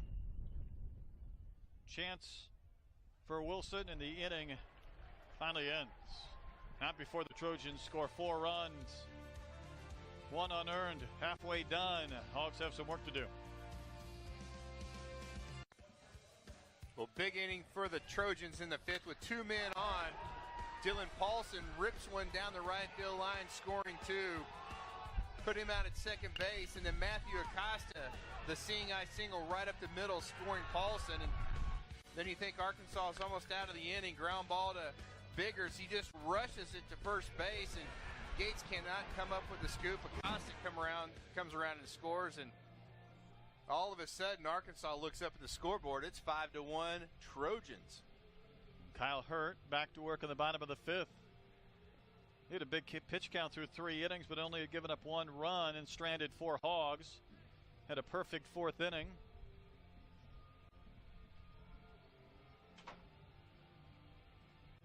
Our umpires right now are in a discussion, waiting for the third member of our crew. Maybe he needed a break. With two of them. A couple of them coming out of the tunnel. That was a long inning. They got their gloves is what they did. Yeah, They exactly. went and got their gloves. They're putting them on right now. Getting a little chilly out there. We figured that out before the game started. Yes, it did take us 5 innings to put our gloves on. Or to jerry rig a apparatus here in our booth as Hunter Wilson steps in.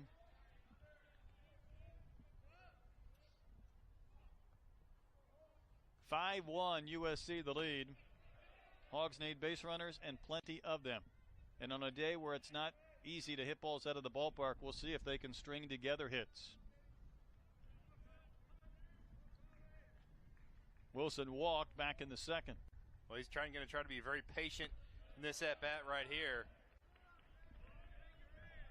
Dave Van Horn said your job is just to get on base. Got to chip away at this lead. And you don't have to get all 4 in one whack, but you got to start scoring sometime, and sooner the better. That almost hit Wilson. I'm not sure how he missed him. I'm not either.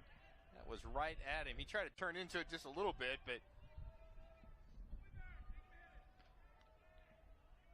I'd be really shocked if he swings at this pitch right here. Ball 4. So the Hogs get a base runner. And they need more. So Kyle Hurt now up over 90 on the pitch count. Activity resumes in the Trojans bullpen.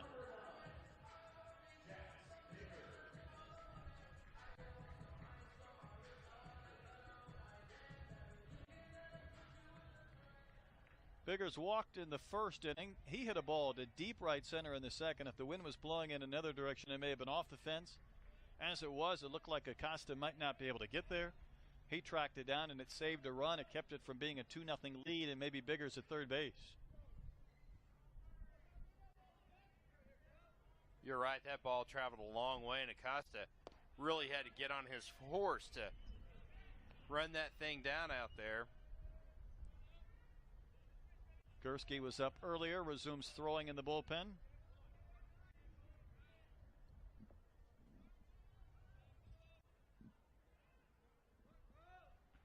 Arkansas is going to play base to base right here. You can't afford to start the runner.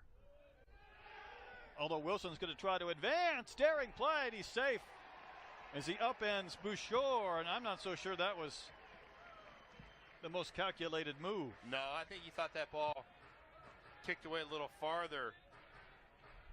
Sable, a very athletic catcher. Watch how fast he pounces on this baseball. Good strong throw to second base, but look, it's on the third base side of the bag. I think that's on the first base side. I think Hunter Wilson's out, and that would have been a huge base running mistake. 1-1 to Jacks. Chop that breaking ball foul at the plate.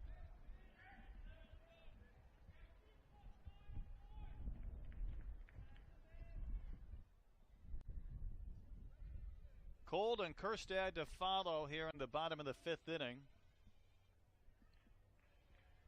Started at 12:30 this morning with the early start on a Sunday.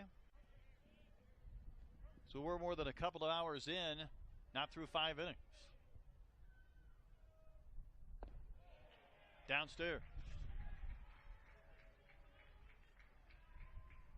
Well, if you're Arkansas, you feel like you should at least be able to push one across. Runner on second base, no outs.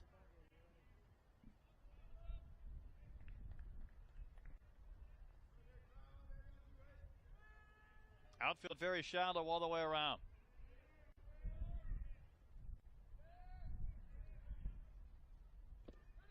Swinging a foul into the glove of Sable. That is a strikeout, first out of the inning. A big strikeout right there for Kyle Hurd. With the slider down and into Biggers. Watch this late movement. Biggers just swung right over the top of it. 4th strikeout.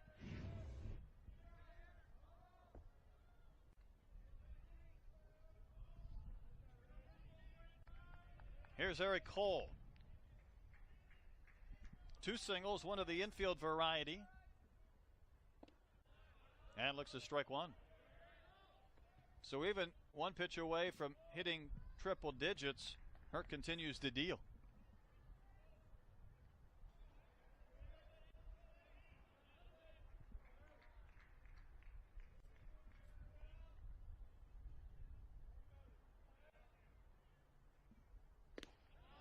Breaking ball stays a little bit up.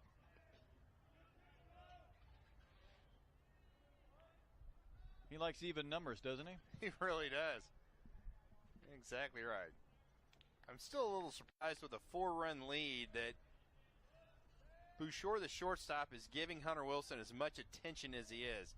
Watch, he'll bounce around in there. See, they're going to throw behind him. And just go get the batter. You're up 4 runs. You wonder if Bouchard is saying the same thing. I mean, Bouchard's the one who flashed in there. So, I mean,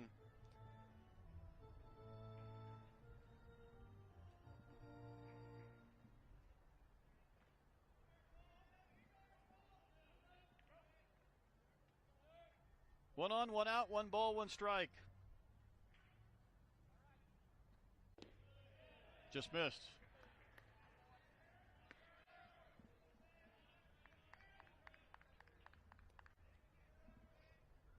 well, these Arkansas fans really haven't had much to cheer for today, and just kind of feels like they're sitting on their hands. I mean,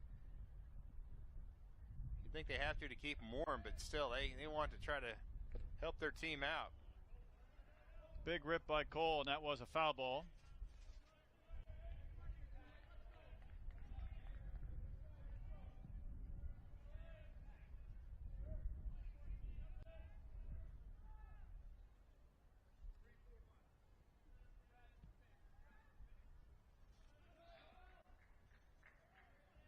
So Wilson was at second with no one gone. He's there with 1 out.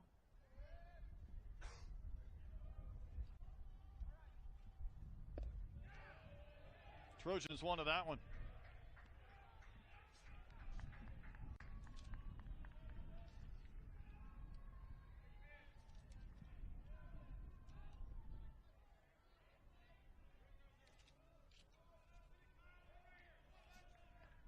Dan Hubbs trying to cheer on his pitcher, freshman right-hander Kyle Hurt. Wave with a miss. So for a runner in scoring position, no one out, back-to-back Ks by Hurt. That ball's up in the strike zone. Cole just can't catch up to it. You can see his frustration after he swung through it, but good location, good late run by Kyle Hurt. 5 Ks today in this ball game. That was a big one right there.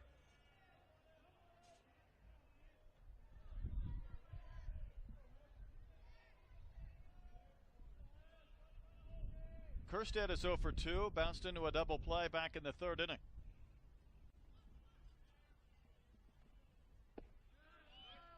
Is that the changeup? Yeah, he's throwing the last 2 batters, first pitch straight change. 1 to Cole, 1 to Kerstead.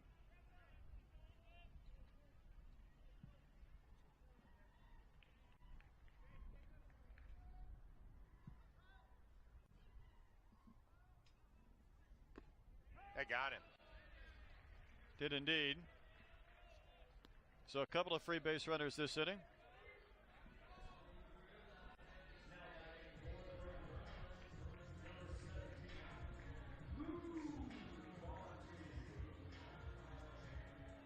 Brings up Bonfield.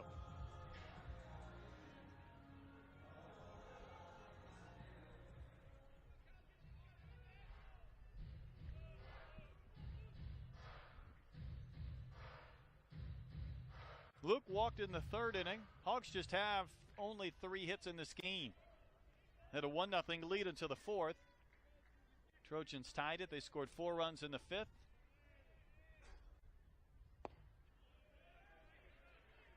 Hurt started him outside and low for a ball.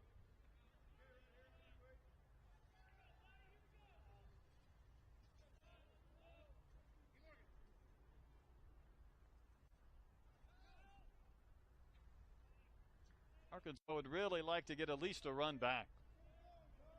Begin that process. over the roof, backing out of play.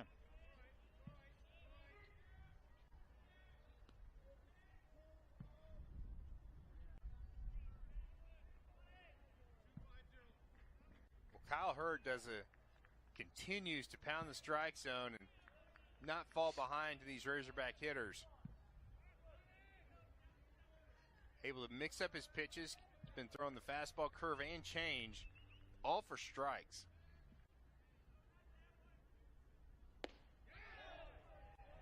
Called a strike and a late call by Sean Arthur. Bonfield doesn't think so. See if that caught some at home plate. Ball maybe up and in just a bit. Didn't look too bad. Bonfield, a lot of movement. Wilson at second, Kerstad at first, a walk and a hit batter this inning.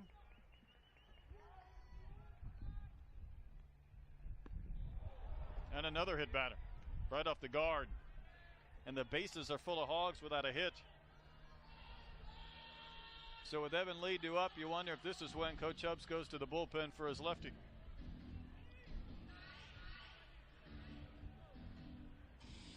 Yeah, that's going to bring Coach Dan Hubbs out of the dugout, and you'd have to think his freshman's gone 100 pitches on a really cold day.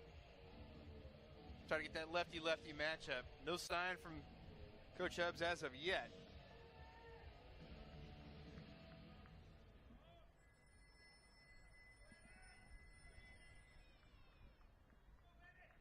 And he does now call for the left-hander. Huge opportunity for Arkansas with 3 free base runners, but trailing by 4 in the bottom of the 5th inning. Well, Kyle Hurd, he really was dealing today. Threw a little over 100 pitches, but the right-hander had everything working. Throwing the curve in there, the changeup. Blew away Eric Cole right there with the fastball. And again, exactly what his head coach Dan Hubbs wanted, to get deep in this ball game and give his team an opportunity to win. And the Trojans up 5-1. They're going to go to the bullpen to the left-hander freshman Brian Gursky. It's funny, before this series, Coach Hubbs said, really the story has been the bullpen. And while the starters have struggled, well, Hurt didn't struggle until this inning, but here's Gursky, the man who he singled out for kind of leading the charge, and for good reason, with 8 2/3 innings of scoreless baseball. Well, Dave Van Horn's going to dial up a pinch hitter right here. He's going to go to the freshman switch hitter, Easton Morrell. The guy that's got good speed, so something on the ground, especially if these infielders have to go across the diamond. Watch out, he might be able to beat something out.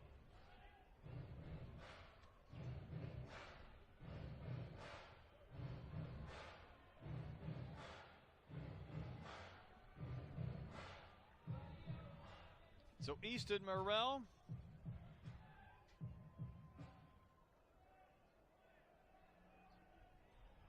See the 4 walks. He's hit 2 batters this inning. Easton Morrell in with the bases loaded.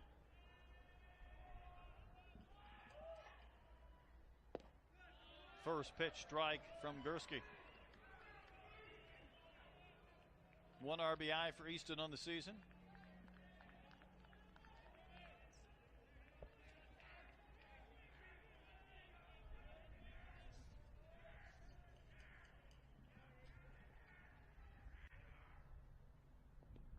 In the dirt, but somehow Sable kept it in front of him to save a run.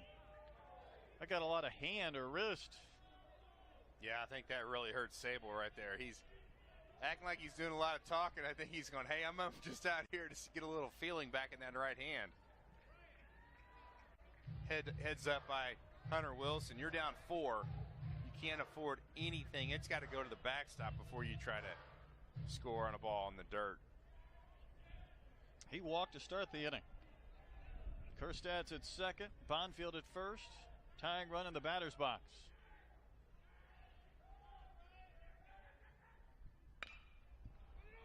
Fielded by Gursky. And the inning ends, and the Hogs leave 3 more. They have stranded 7 in the game. We'll talk with Dan Hubbs when we come back. His team up 5-1.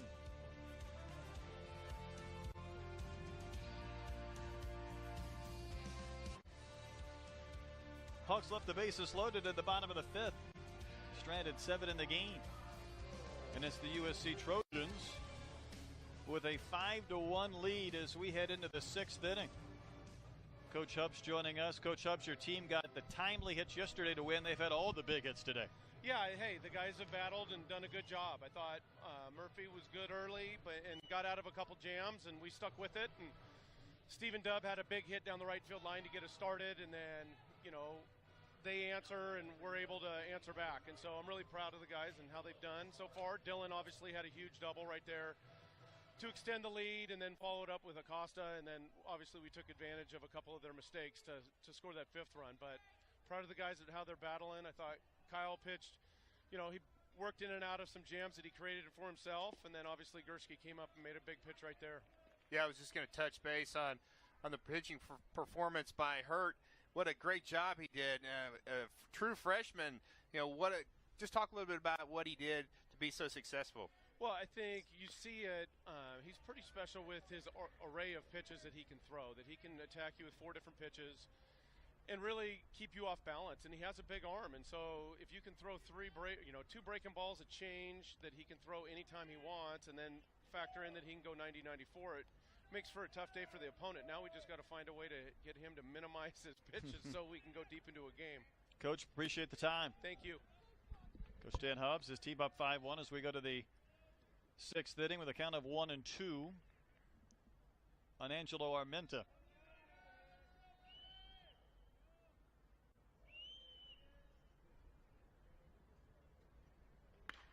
That one smoked, but well fouled down the right field side, up into the seats.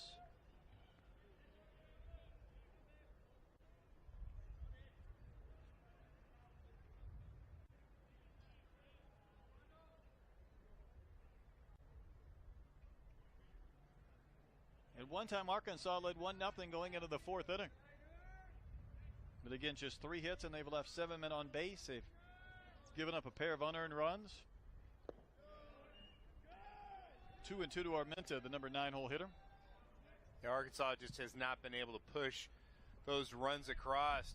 The Trojans have been very successful with the 8 hits that they have had, just in key situations. Probably the biggest one was the double by Dylan Paulson that really kind of got things going.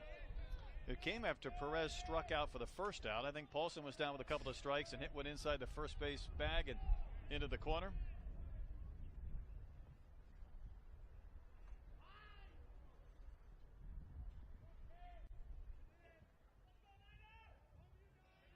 It's been Murphy, Losky, and Reindl for Arkansas on the hill. Strike 3 called. Armenta down looking. Second strikeout for Jake Reindl. Not really sure what Armenta was complaining about so much. That ball tails right back over home plate.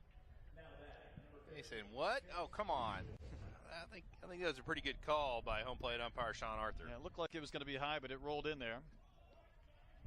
Hawks need to figure out a way to retire Chase Bouchard. Moved into the leadoff spot today, and he's gone 3 for 3. He's had as many hits as the Razorbacks. After he was batting 9th earlier in this series, but you see his batting average. It's hard not to get him at the top of the lineup.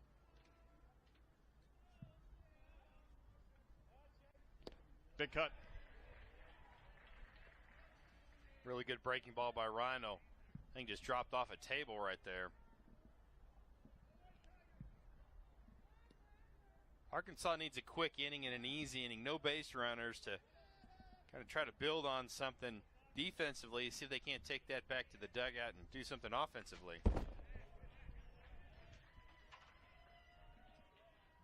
One ball and 2 strikes.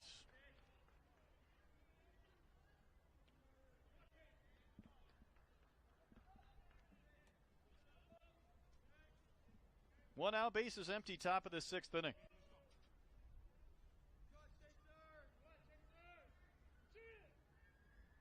Wave and a miss. One of his better pitches of his outing. Gets Bouchard down on strikes. That's filthy. That's when Reindl's at his best. He drops down 3/4. Watch how much sweeping break that last slider does have on it. Bouchard, you can see him out on his front foot.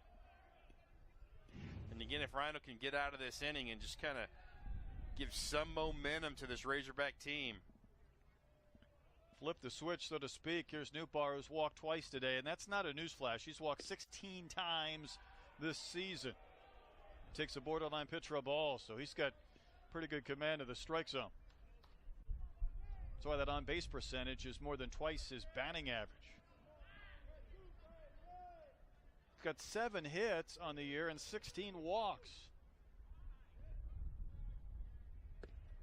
He's a guy that Billy Bean and Moneyball he'd want him. Love him. All over him. Hey, I don't care how he gets on. Pretty, ugly, whatever it takes. Doesn't matter what he looks like in jeans.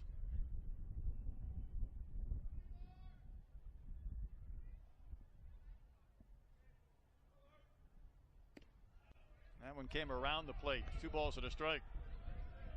That bat that Newbar has looks like he's been hitting rocks or something. I saw that earlier. Out in the parking lot before the game. It's funny you said that. Last time up, I wanted to get a close-up. I'm like, how long has he been using that thing? It's scratched up, marked up. Curve for a strike. A lot of people say that those BB core bats kind of get better as they get broken in. The old aluminum bats, back whenever I played, the newer they were, the better. They had more pop. He likes that bat. Strokes one to center. He's retired. Reindl had a perfect inning, 5.5 complete. Hogs trailing 5-1.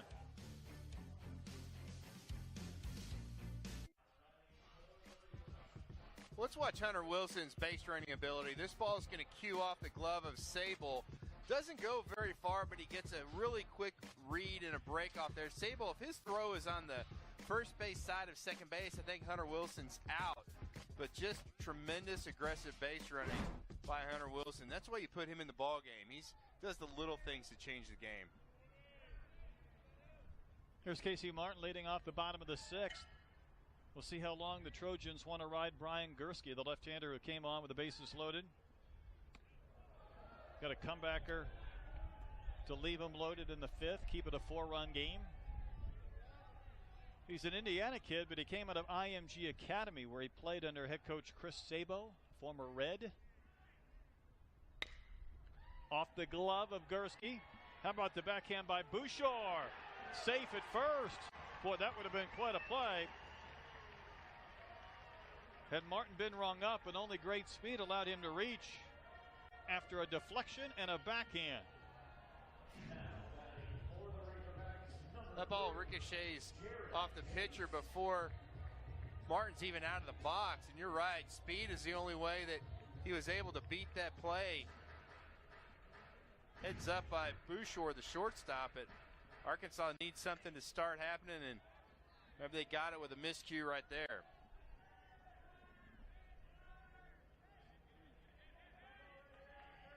Here's Jared Gates.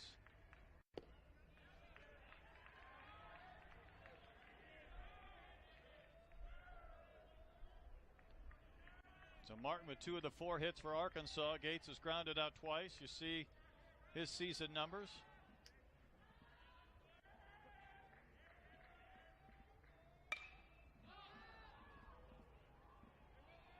Newbar over near the line in fair territory, out number 1.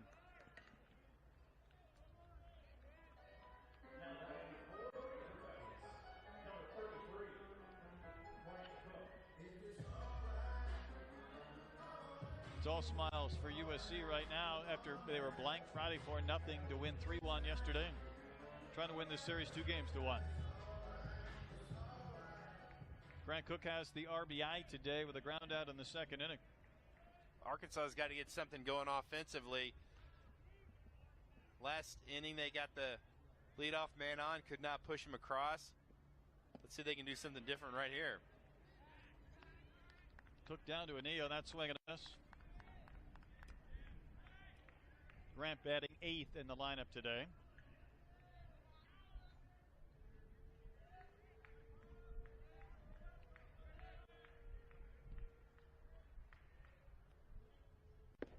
Gursky runs one in at 92.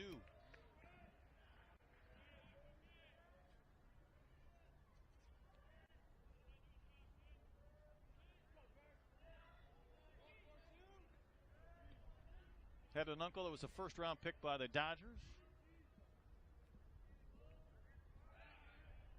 Got to believe that IMG Academy experience is a unique one for any athlete.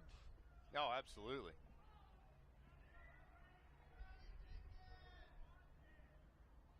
Bradenton, Florida.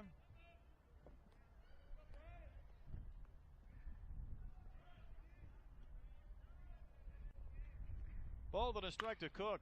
That one's fair. In fact, it hit the bag. It's going to roll towards the left field corner.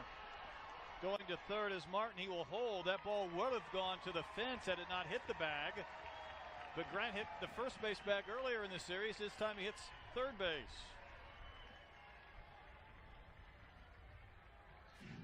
You're wondering if that ball is going to stay fair or foul. Cook kind of tomahawks that when you're right. It deflects off the bag. That probably keeps that ball from, like I said, kicking down the left field line. And who knows, with Martin's speed, he might have been able to come around and score. But again, Arkansas down 4 runs. They just want to play base to base at this point.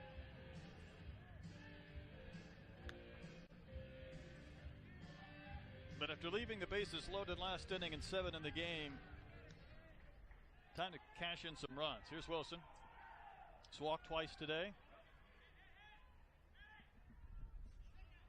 You got to remember there's the right-handed hitting Carson Shaddy in the dugout. Dave Van Horn elects not to go to his redshirt senior. Ground ball to short.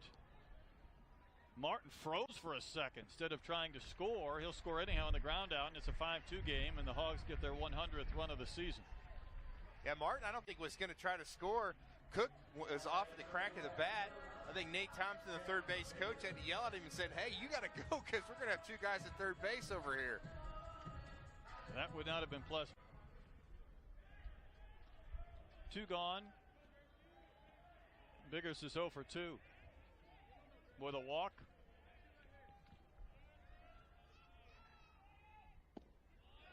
Just missed for ball 1. Pretty good pitch by Gursky right there. He wanted it. This is a big run for Arkansas. You really want to try to push at least 2 runs across in this inning.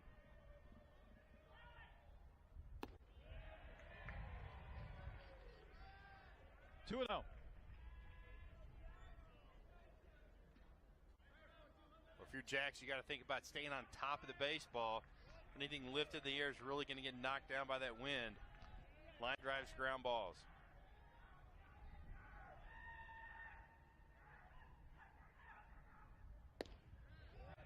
Looked like a similar pitch to earlier in the sequence. This one called a strike.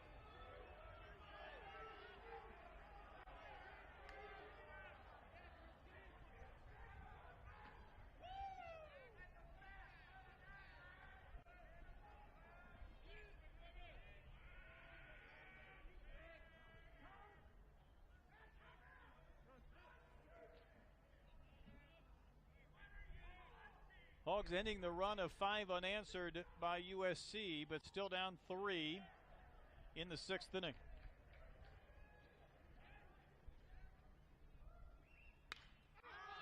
Fouled back, out of play.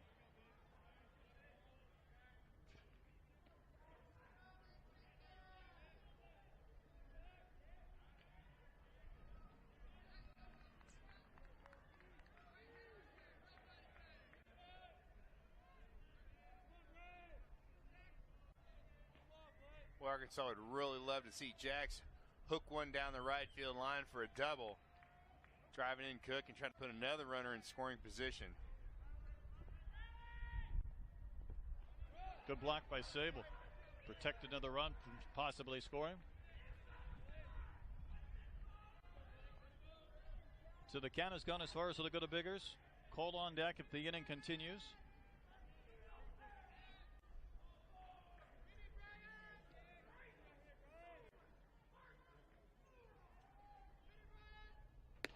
Outside, ball 4. And the tying run will come to the plate.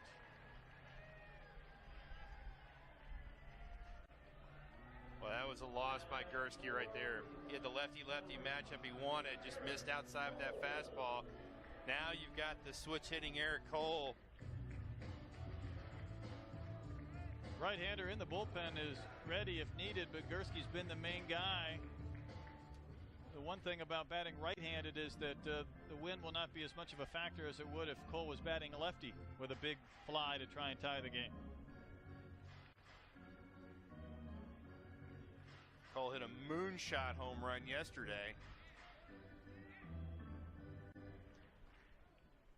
Arkansas just wanted something else positive to happen in this inning.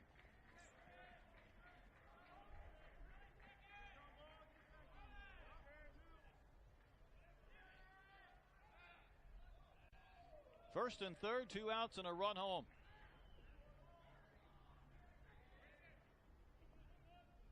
Gursky left the bases loaded in the 5th inning. Cole with 2 of the 5 hits for Arkansas.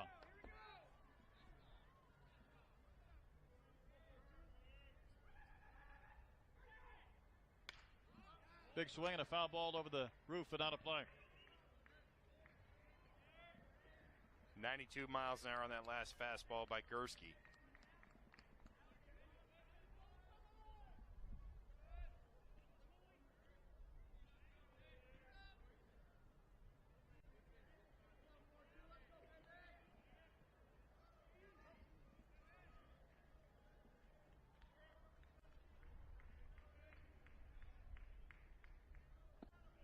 Downstairs. Gursky trying to extricate himself from this situation with only 1 run scoring. Single, a double, ground out and a walk. Biggers runs well at first, so a ball in the hole to short. He's got a chance to beat that throw to second base. Although Gursky trying to keep him close. That's why it's key as Biggers, as that pitch goes to the plate, you get a good secondary lead.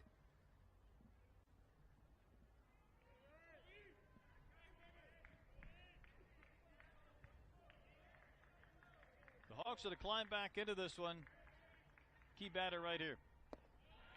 Outside and low, 2-1. Pressure increases on the shoulders of Gursky with Cole in the box.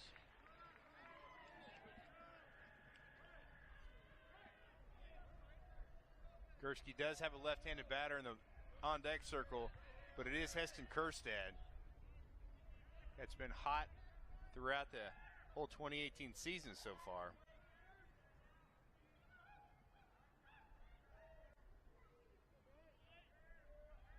Here's a 2-1 pitch. Into left, base hit. Cook will score, and it's a 5-3 game. 3 base hits today by Eric Cole. Cole just stayed with it. Not a bad pitch. He almost kind of took that one right off the dirt. Just ripped it right past Bouchard at short. And that's what you have to do when you're down 4 runs. Chip away. So Arkansas has pushed across a few so far in this inning. The second RBI, the first one by Hunter Wilson on the ground ball to short. And that one right there by the base hit for Merrick Cole. Ed Hubbs on his way out to the mound. He wants to bring on another left-hander to face Heston Kjerstad, replacing his lefty Gursky. Hawks have some momentum with a couple of runs home and 2 more men on the bases. Pitching change time here at Baum Stadium. We'll step out and return with a new Trojan hurler.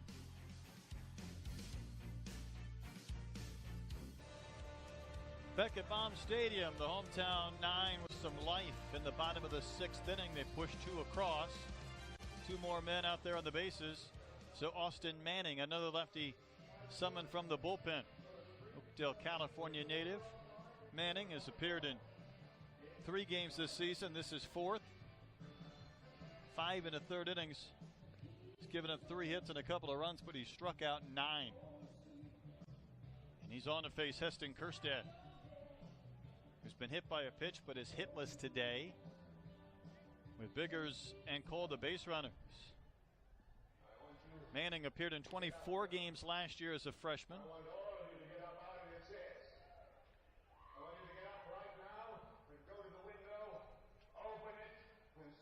So Gursky had a lot of success. He got the big out with the bases loaded in the 5th to Strand 3. But he's given up 3 hits, and he's walked a batter to give way to Manning.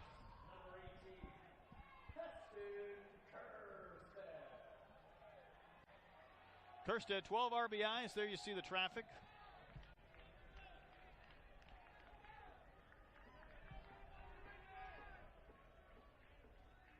Good speed on the bases for the Arkansas. Biggers at second, Cole at first.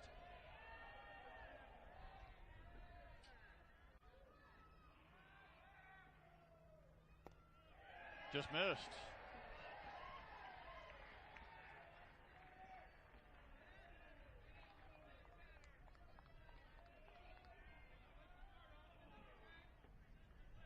"15 hits on the season and 12 RBIs for Heston Kerstead. Like many of these lefties, his numbers against right-handed pitchers quite a bit better, but a chance to do some damage here. Even just a base hit would make this a one-run game. Count's called a 2-0. And there's a righty in Bonfield on deck, although there is a right-hander who's been warming up for quite some time in the Trojan bullpen. So I don't know if this is a one-batter stint for Manning. Should Kerstead reach? What are you looking for here if you're Kerstead 2-0? And you got to look something up and in, something he can drive. Now, Bouchard is playing right behind second base.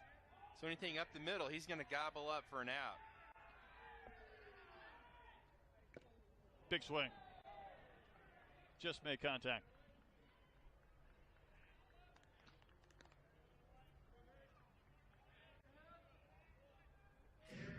Kerstead had one thought on his mind right there. You see him really load up and just... That's definitely not a short base hit.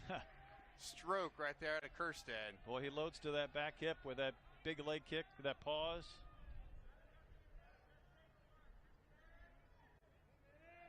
"5-3 game. Trojans lead, 6th inning. Ground ball to the left side. That's a base hit. Biggers will turn third. Here's the throw from Newbar. It is cut off. The throw to third, not in time.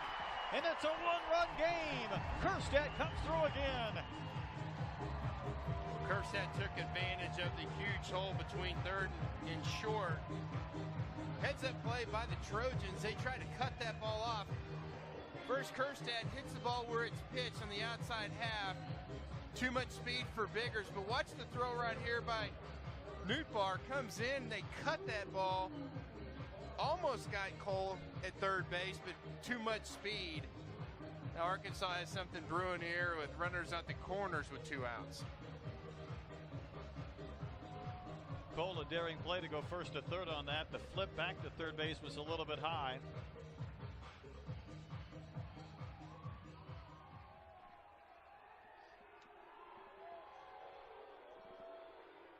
Bonfield's 0 for 1 with a fly out. He's been on base twice.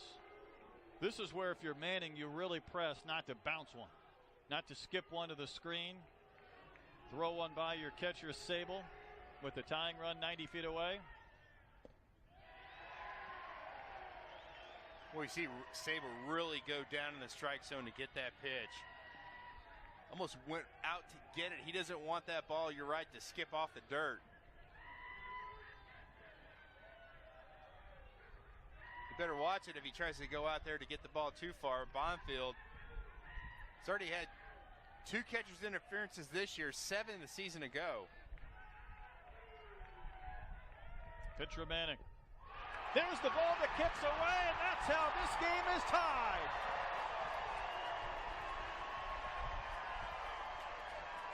A full run, 6th inning. Wow, you called that one, Brett. Something, but you see the technique by Sable. He doesn't try to block that ball. Reach for it. He did exactly what he did the pitch before that was not in the dirt, is really go out there and reach for it. You're exactly right. You got to just try not to catch that ball. Use your technique.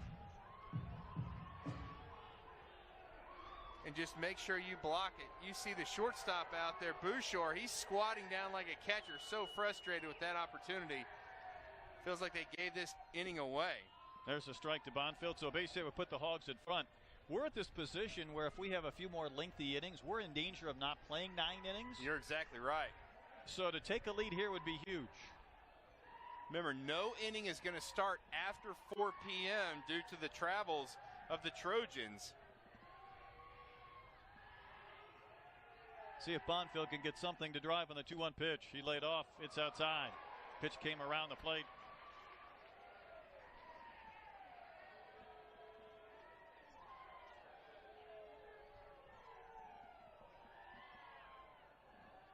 Kerstad, he's not really getting a big secondary lead out there at second base. When that pitch goes to the plate, both infielders are going to kind of try to get back in their position. He needs to get a healthy secondary lead. 3-1 pitch. Ball 4. The inning continues, and the Hogs will send up their 9th man. Easton Morrell, pinch hit for Evan Lee in the 5th inning. Hit the comebacker with the bases loaded. Get a shot to bat again.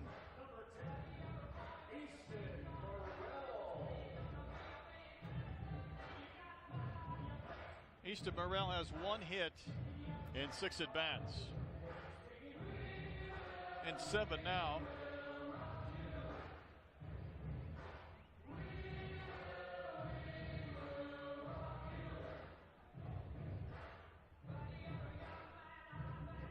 I was going to ask for your lip reading expertise there, Brett. Trying to see what Nate Thompson had to say to him. I think he was just telling him, hey, settle down, let the ball come to you. He said after walking the previous batter, I think if you're Morrell, you look for 1 pitch in 1 spot, maybe something on the inner half. You got a third baseman that's playing really tight. Anything hard on the ground, it's going to be tough for him to stop. 2 on, 2 out. Morrell the batter. That's high. Your point about Kerstad and his secondary lead, though, I think is valid. We saw him get locked up on a ball in the gap that cost the Hogs a chance to take a lead in California. And while they're paying attention to him at second base, he's got to be able to try and score on anything to the outfield. Running with contact with 2 outs. Strike called. I mean, his initial lead is fine, but the second baseman, Perez, is kind of playing close there, trying to keep him honest, but then as the pitch goes to the plate, Perez is trying to scoot back more toward in the traditional second base positioning, and you can take a huge slide over. He needs to gain about 10 more feet as that pitch goes toward home plate. Representing the go-ahead run in the bottom of the 6th inning. 3 hours into this game, we have not completed 6 innings. A lot of traffic on the bases, including this frame. 2 balls and a strike from Manning to Morrell.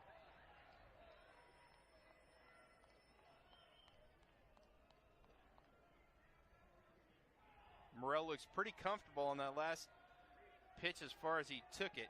Well balanced. You feel like he's seeing the ball well. Pitcher's pitch, strike 2 called.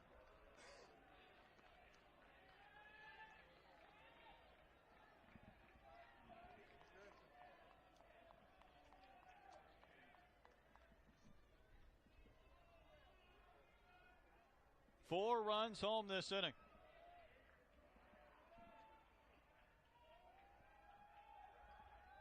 Manning to Morrell. Fouled back.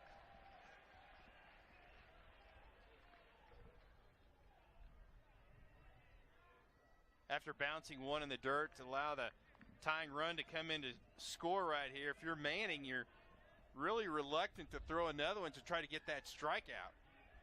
You can get the strikeout, but it doesn't do any good if the runner gets to first base. Morrell, the 9th man to hit this inning. The 2-2 pitch.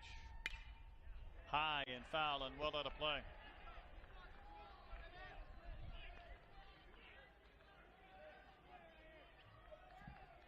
I think Nate Thompson was saying something to Heston Kerstad right there. Hey, you've got to do a better job of getting a better secondary lead. A lot of times on a foul ball, third base coach doesn't say much to the runner out at second base. He went over there and Heston kind of nodded his head. Let's see if he doesn't get a little more distance as the pitch comes to home plate.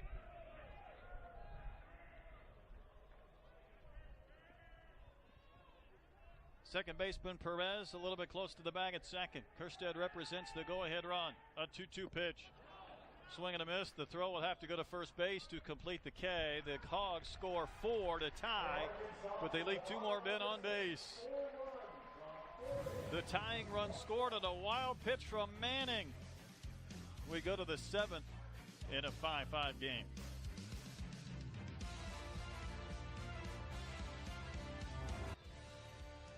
So the Trojans scored 4 at the top of the 5th. The Hogs get 4 in the bottom of the 6th inning. Here we go to the 7th. Jake Reindl back out there. He's worked 2 full innings after inheriting a couple of base runners with nobody out in the 5th. At a 1-2-3 6th. No strike 1 to Brandon Perez. It is the heart of the Trojans lineup here in their 7th.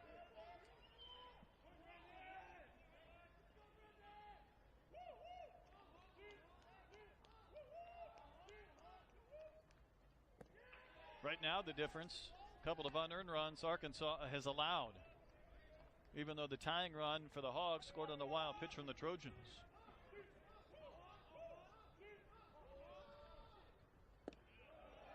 Strike 2, inside corner. Really good start to this inning for Jake Reindl. You always want to have your pitcher come back throwing strikes after you chipped away and tied a ball game up. Wave and a miss. That's a K. 1 gone here, 7th inning. That's a huge batter. Again, it just kind of sets the tone and keeps that momentum in your favor.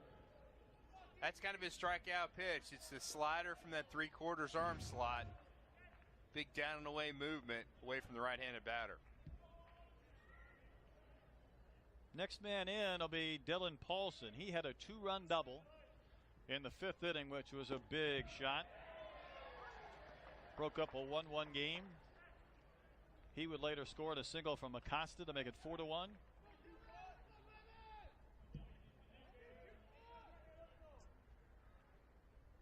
Reindl starting to feel it. You know, the double that Paulson hit was a fastball in the inside corner. He's able to pull his hands through. I was trying to see if they're going to avoid that area. Breaking ball away, fastball away. Let's see if they kind of continue to stay away from Paulson right here. It's going to go well foul.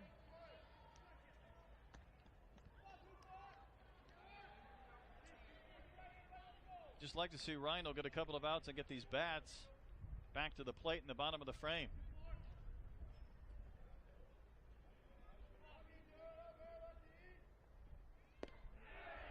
Good 2-strike pitch, but it was off the corner. Yeah, I think that definitely was outside. It's where Reindl wanted it. It's where Cook wanted it. That late run on that fastball.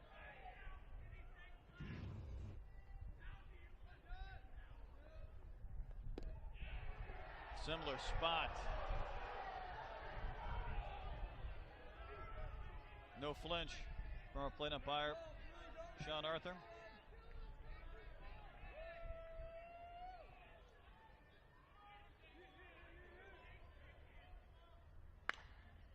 Foul ball wide of first into the tarp. So Paulson continues to battle here against Reindl. Each team has used 3 pitchers in this game. Neither team starter got through 5. I've seen fastballs from Reindl and some breaking balls. No changeups as of yet. Still think they're going to throw everything away from Paulson right here. Came back with a breaking ball, but he missed. The count's gone full after Reindl was in command early.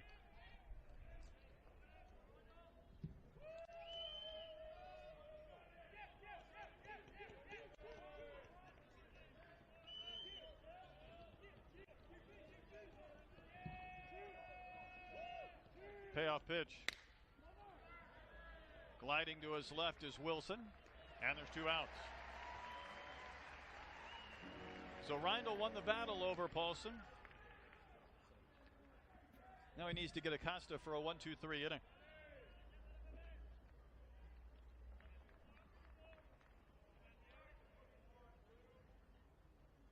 So the question is, we talked about no innings going to start after 4 p.m.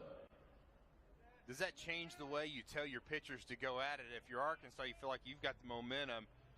You say, hey, Rhino, go ahead, and he's a guy that always pitches pretty quick, but you sit there and say, hey, don't waste a lot of time in between pitches. Let's go get him. We want to start to make sure we get this other inning going, maybe get a couple more innings in this ball game. I think you're looking at an 8-inning game, so I think you just treat it as such. I think you pretend this is the 8th. This will be a tough play.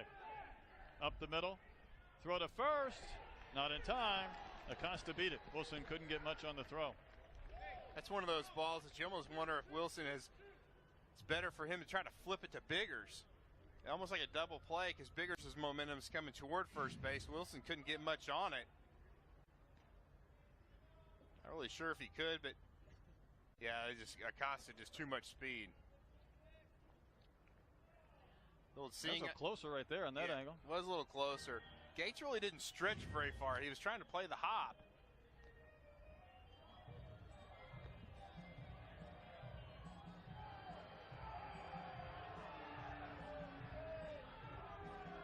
Trojans want a pinch runner or a pinch hitter?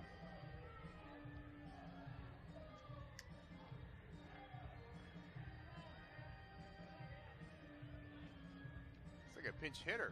All kinds of activity outside that dugout. Now you wonder if they're trying to slow this game down a little bit. John Thomas is the pinch hitter. Now O'Gwyn has 2 base hits. But Thomas will pinch hit here in the 7th inning. I'm trying to go for the lefty-righty matchup. Thomas is a left-handed batter. It's 1 for 6 with a couple of RBIs on the season. 2-out infield single has continued this 7th for USC.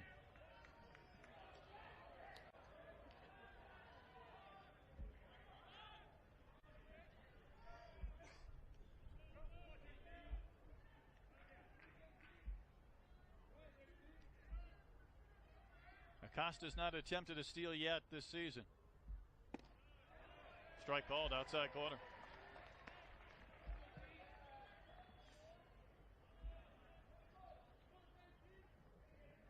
Thomas, a long look down at third base through a series of signs, still staring. 5-5 game. Top of the 7th inning. 3+ hours into this one. Oh my goodness.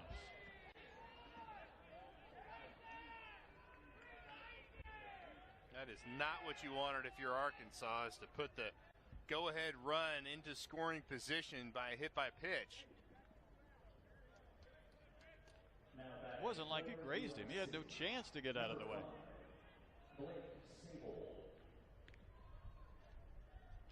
Jackson Rutledge down in the bullpen.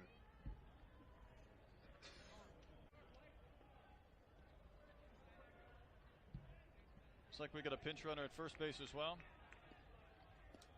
Moya.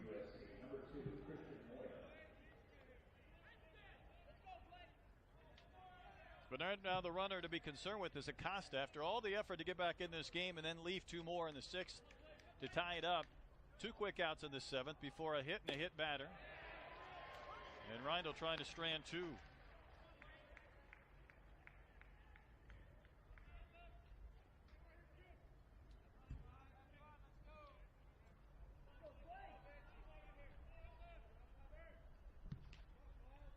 Sable as a homer. He's knocked in 5. You see what he's done on the year.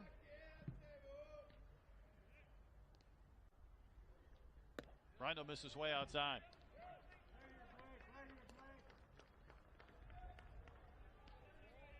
Acosta likes to dance out there at second base. He'll hop around trying to get that pitcher's attention. Rindle's attention just needs to be at Sable at the plate.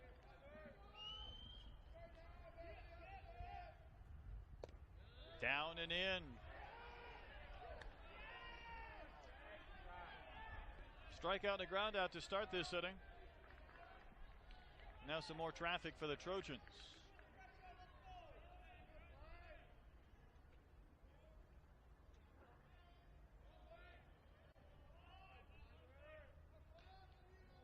Reindl slowing down with runners on base.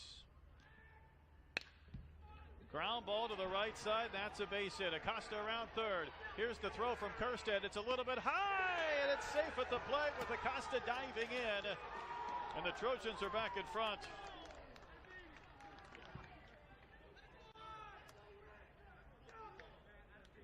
Throw was on line, but Cook had to go up and grab it.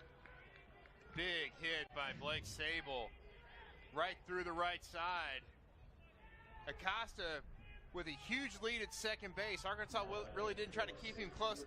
I tell you what, Kirstead stumbled on that. That's what his problem was. He did not come up cleanly, stumbled, and that's the difference in that throw.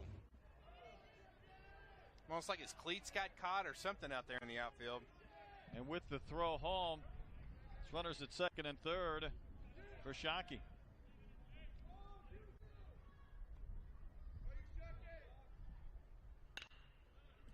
So all that work to get back in the game, but Arkansas has left 9 men through 6 innings. And USC regains the leader in the top of the 7th inning. Shockey came on a pinch hit with an 0-2 count in the 5th for Dub and then bounced out.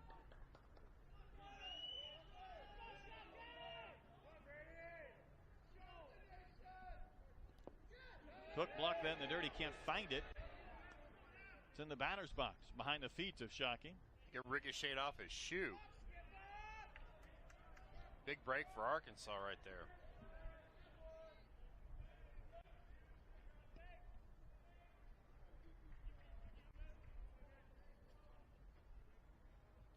Let's go, Shockey! Let's go, Shockey! 60 pitches in this relief stint for Reindl.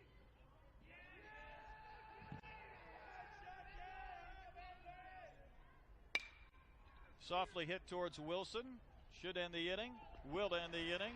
Trojans get a 2-out run to regain the lead. We're going to stretch them out, but now the Hogs have to get back in this game after the base hit from Sable. Yeah, big base hit by Sable, scoring Acosta. Huge run for the Trojans. This has been quite a series finale. 6 runs, 10 hits for the Trojans. They regain the lead with 2 outs in the 7th. After that big 6 for Arkansas, another big right hitter, Brad Wegman, comes out of the bullpen again for USC. USC's trying to try to get a little bit of the matchup righty-righty. You've got 2 right-handers going to come up for Arkansas. The first 3 batters, Martin, and it goes left-hander Jared Gates, and then right-hander Grant Cook. Martin has 2 hits. He scored 2 of the Hogs' 5 runs. They'll need at least another one to tie as we start to bear down on this time limit. Strike 1 call.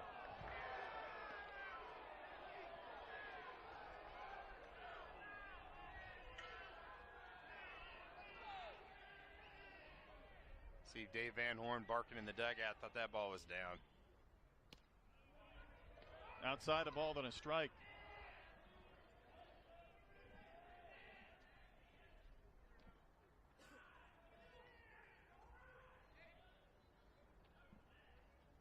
Wegman pitched 2/3 of an inning, gave up a hit yesterday.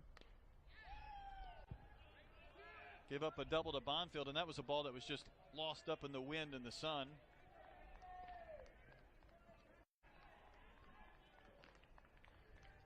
"19 games a year ago, he made 7 starts. Settled into this relief role this season. Getting Martin on in his speed would be a key to this bottom of the 7th, which more than likely will be no more than an 8-inning game.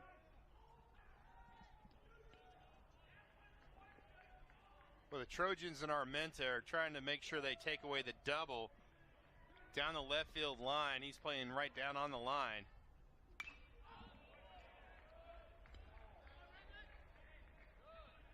Hogs have hit a few balls in that direction in this series. You'd think they would. They do the same thing with the first baseman. If you're going to guard the line, third base line, wouldn't you guard the line on the first base side? They're not doing that. Paulson well off the line. Tried to push one that way on a pitch that was outside.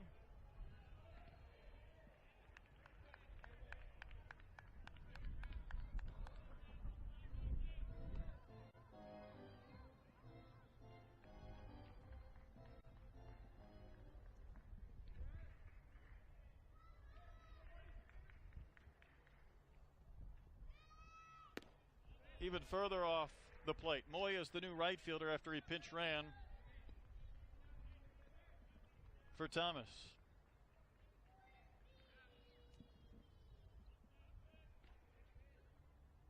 Wind's at his back all day. Fouled away again.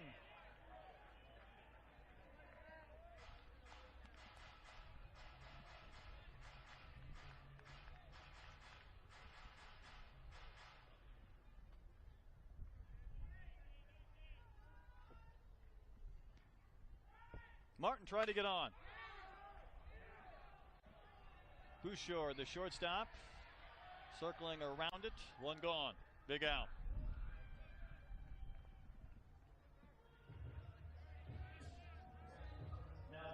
Here's Jerry Gates.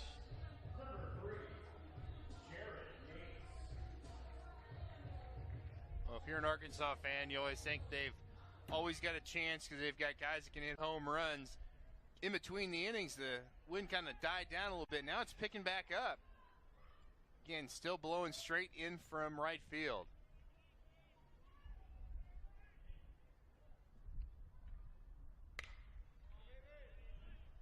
Gage shanks one off to the left. Hogs got a run in the second, 4 runs in the sixth. They've stranded 9 in the game. They've given up a pair of unearned runs. Still have a chance, but again, now you're on the time clock as well as trailing by a run.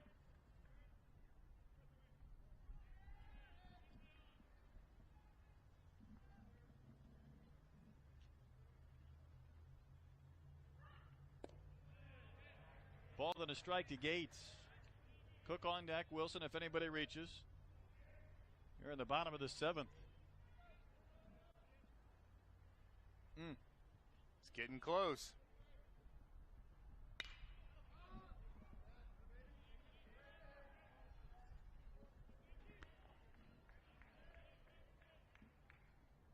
If the Hogs really stretch this inning out, they'd be in a position where if they didn't score, you'd almost have to wish another inning for a chance to win unless you were content with a tie. So there's a lot going on here.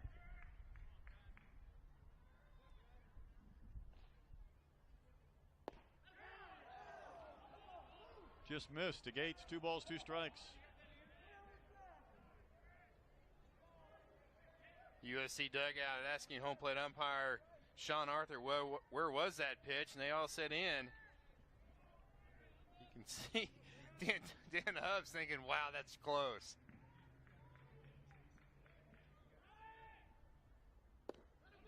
That's a swing. That's a K. 2 gone.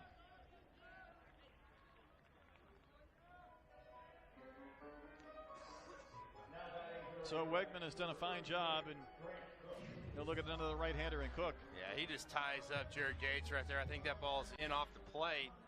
One you cannot take. Kind of a half-hearted swing. We talked about Grant Cook in his first 2 seasons at Arkansas. March 4th, hit a home run his freshman year, won his sophomore year. Arkansas would love to see one right here. See if he can do it for 3 straight years. Took a big cut. He had one thing on his mind with that swing.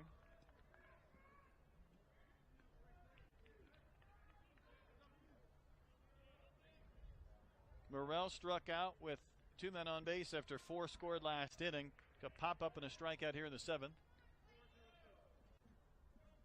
10 hits for the Trojans, 7 for the Razorbacks.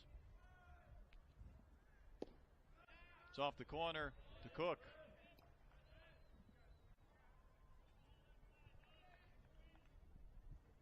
Cook's got home run power. Hit 13 last season. You could see Wegman keep that pitch down and out with the breaking ball.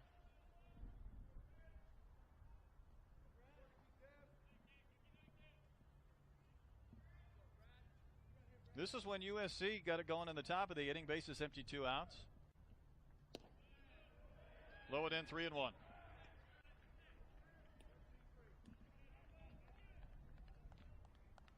If you're Cook, you've got to see something up in the strike zone, something you can elevate.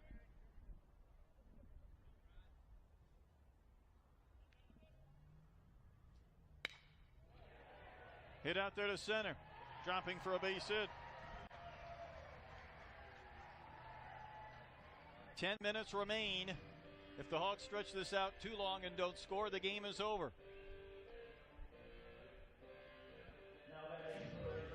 Big swing by Grant Cook. Kind of out off the end of the bat. They try to keep it away from him, but that base hit. Now they're going to pinch run for Cook. I think this is a good move right here with Jack Kinley. Hang with me on this one, Troy. I might be a little bit out there on this because this is so unusual with the possibility of playing innings. I might have Wilson bunt. If he beats it out, you've got a man in scoring position for Biggers. And if he makes an out, at least you know you have one more inning. Yeah. And Armenta playing it at third. If you sit there and you take too many pitches, you're in a predicament. He goes up there hacking. They might have told him that. They might have said, hey, you need to be up there swinging. Let's get through this inning. You get a hit or strike out or something. So if you're USC, when do the stall tactics take over? You see Wilson step out. He needs to have more urgency than that. But if you're USC, a mound visit, something like that to lock things up. Looks like we will play one more inning. We go to the 8th inning. USC still up a run. The Hogs have stranded 10.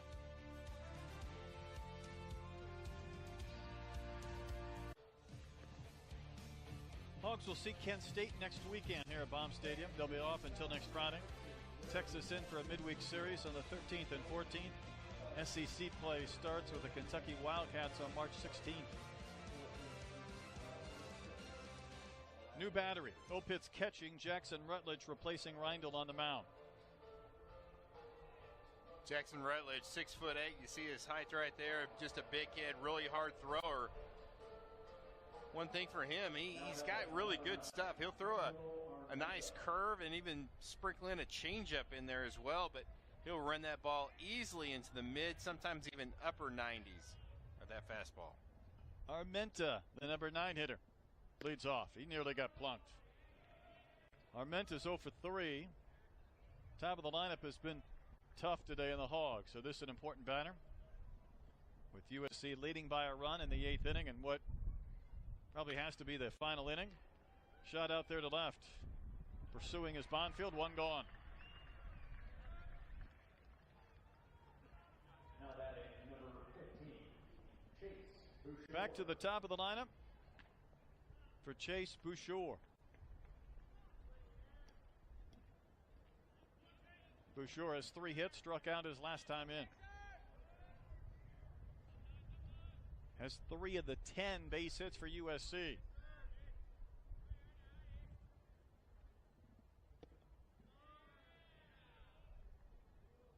And his average all the way up to 448. He's done nothing but be stellar in these 3 ball games against Arkansas. Rutledge gets the low strike at 97 mph.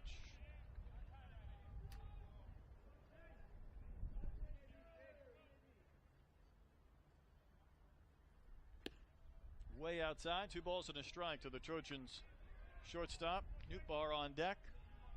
Top of this 8th inning.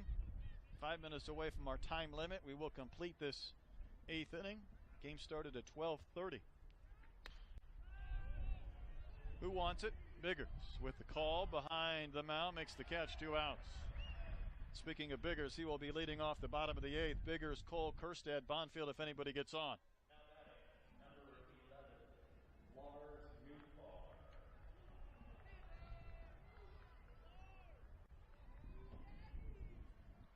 Lars Newtbar in. He's walked 2 more times today, scored a run, looking for his first hit.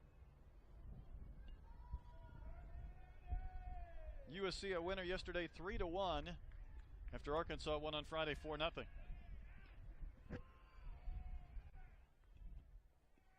Arkansas had a 1-0 lead into the 4th. Trojans took the big lead in the 5th. Hogs tied it up with 4 in the 6th. Trojans got a run with 2 outs in the 7th. Boy, that wind is really picking up and whipping straight in from right field. Almost kind of died down to nothing about an inning and a half ago, and that's coming back with full force. Vengeance. Rutledge took a little bit off from the 97 on a previous pitch, but got the strike. He definitely has a live arm out there. From 2-0 to 2-2.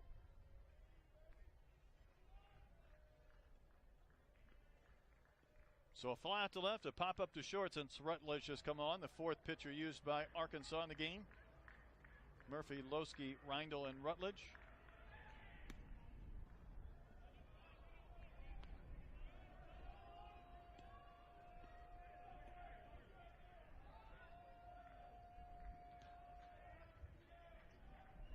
Count has gone full. Perez on deck. He didn't want to face Perez. He's 0 for 4, but that means he might be due. Well, you knew that Newbar was probably going to take in that situation.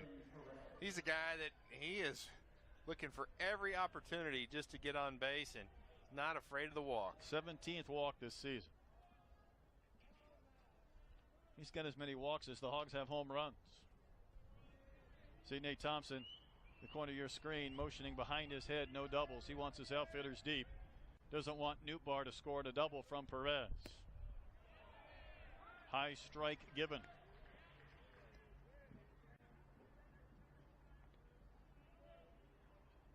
Base runners all game long for both teams.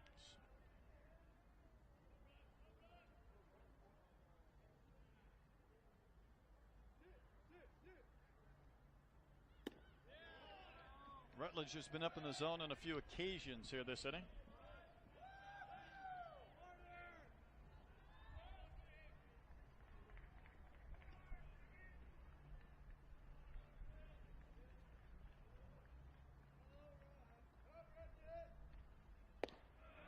Well placed.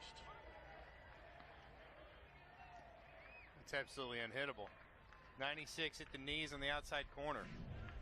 Look at this location of this fastball. That's just gas right there on the outside black.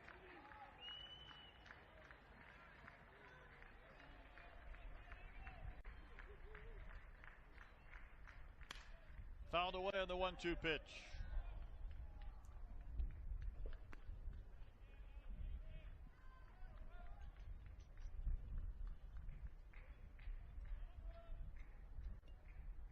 I don't know. I almost start the runner right here from USC.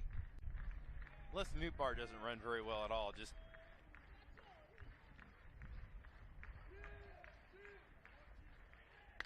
curveball popped up.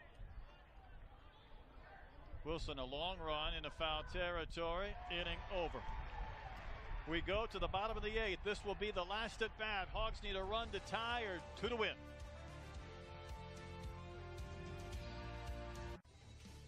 Trojans have a busy weekend coming up at Dodger Stadium with the Horned Frogs, the Commodores, and the Bruins at Dodger Stadium. But they'll have some momentum, Troy, if they finish off this one-run win and take the series 2-1.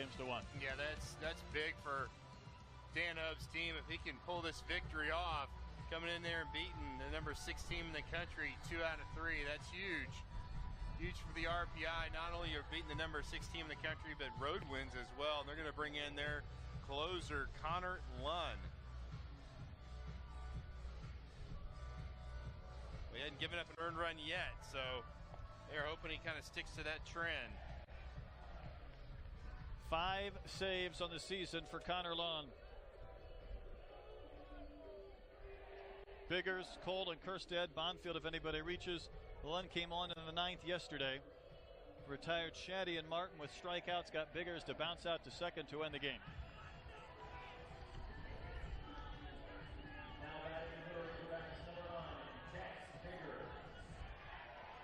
Biggers walked in that 4-run 6th inning and scored. 0 for 2 officially in the game. Armenta guarding the line at third. First pitch misses. So at 4:02 on this Sunday afternoon, we have surpassed the time limit, meaning we will complete this bottom of the 8th, and that will be it. Win, lose, or draw. Lund from that full windup gets a strike to Bigger. 94 in the last fastball by Lund, so he definitely has a live arm. Biggers looks like he's just trying to get something he can handle.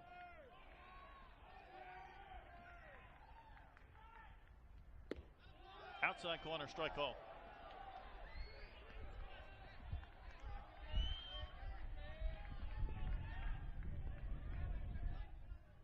Bigger shortening up just a bit with 2 strikes. Wind howling in from right all game long.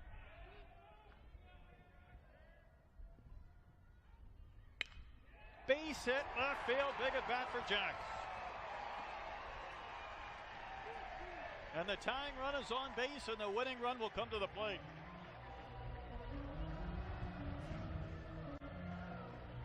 Just an excellent piece of hitting right there by Jax Biggers. Pitching the outside corner, hit it right through the hole between third and short. Now you've got a guy at first base with good speed. Now Nate Thompson's going to talk to Eric Cole about what they want to do. They want to try to bunt this runner up, put him into scoring position. You got to remember, just like you said, Brett, this is the last inning. This is like the 9th inning, and you can't go into extra innings. All right, strategy time, Troy. A lot of teams might bunt here. Cole is 3 for 4. He has 3 of the 9 hits. How do you approach it against this tough closer? He's a good contact guy. I don't think you try to hit and run right here. You might just see if Cole can hit one right through that hole between first and second. He's a tough guy to double up. Unless he hits one right at one of the infielders, you doubt that they can turn 2. Cole was trying to win this game with one mighty swing.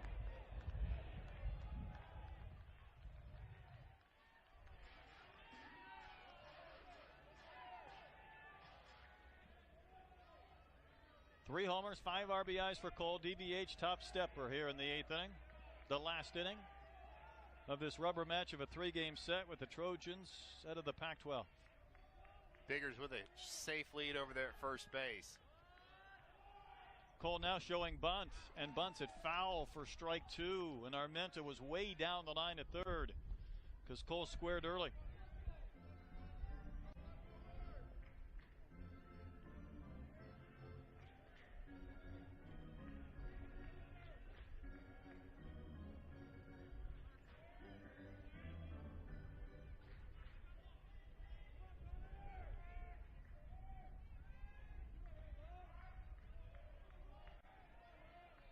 Nobody out in the bottom of this 8th inning, but 2 strikes on Cole. Sable wanted elevated.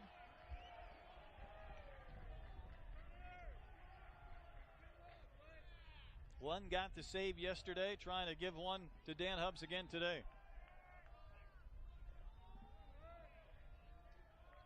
Kerstad on deck. The wind was blowing out. You'd have a different feel to this 8th inning than when it blowing howling in from right.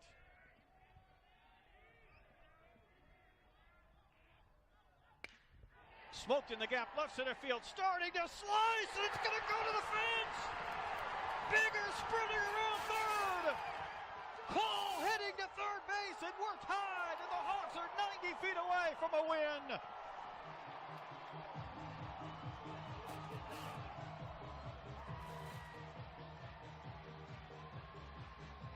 Well, Acosta, the center fielder, went for it.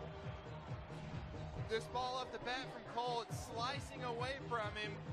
Watch Acosta go for it. He's going to leave his feet right there. If he doesn't, that's probably going to keep Biggers at third base. That was the guy who was bunting 0-1 who just tripled to tie the game. And maybe the most dangerous hitter all season long other than Cole in this Hogs lineup. Heston Kerstad will bat. Hit an RBI single. They're not even going to face him, and why not? Why not put him on? See if Lund might misfire. Well, the Hogs will do no worse than a tie, but now with a runner at third, nobody out, and Kerstad about to be put on. Your thoughts turn to how can they win this game?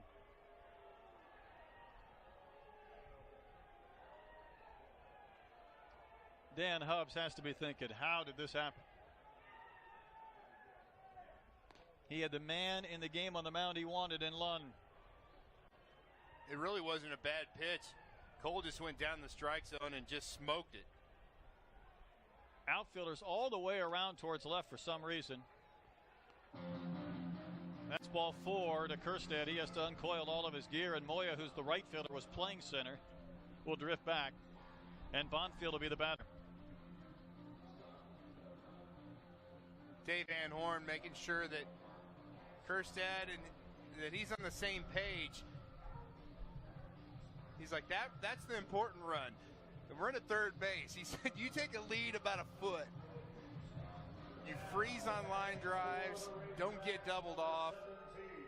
So Luke Bonfield's going to come up right here, but Dominic Fletcher is in the on-deck circle. He's not played in this ball game. Look at this shift by the Trojans. The right fielder, Moya, is standing on the line, and they're going to walk Bonfield to load the bases.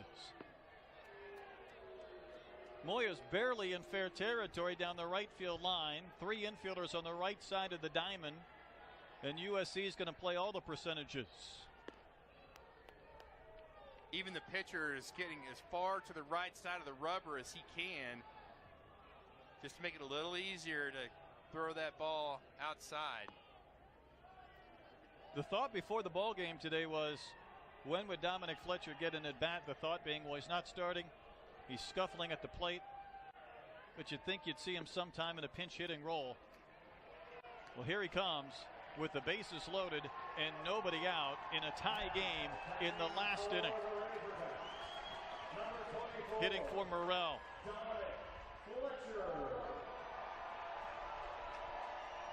Yeah, I think this is a good move right here. Dave Van Horn is going to pinch run for Luke Bonfield.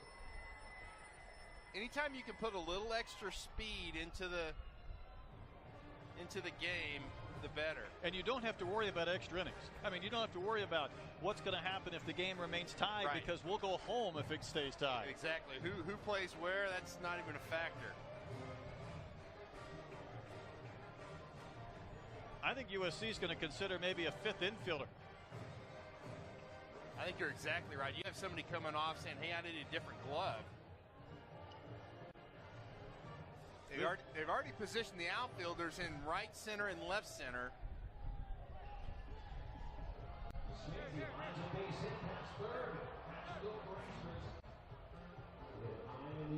Watch this ball just continue to slice away from Acosta. He leaves his feet right there and just misses it.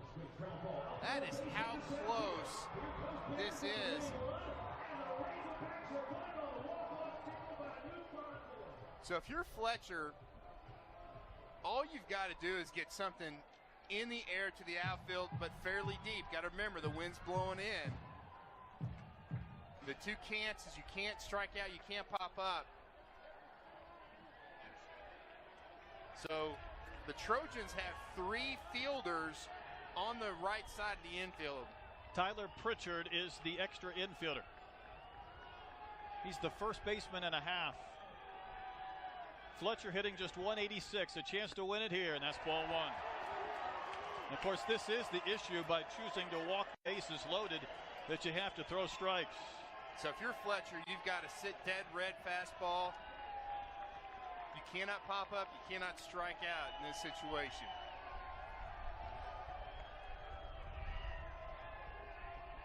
Tie game, bottom of the 8th. Fletcher a chance to win it. And a rip and a miss. All the Arkansas base runners are very close to the bag. You don't want to get doubled off right here. The runners hit first and second. They don't matter. You got to just freeze. Same thing for Cole at third. Cole represents the winning run. Connor Lund, the closer. He's been perfect on saves this year until today. The pitch to Fletcher.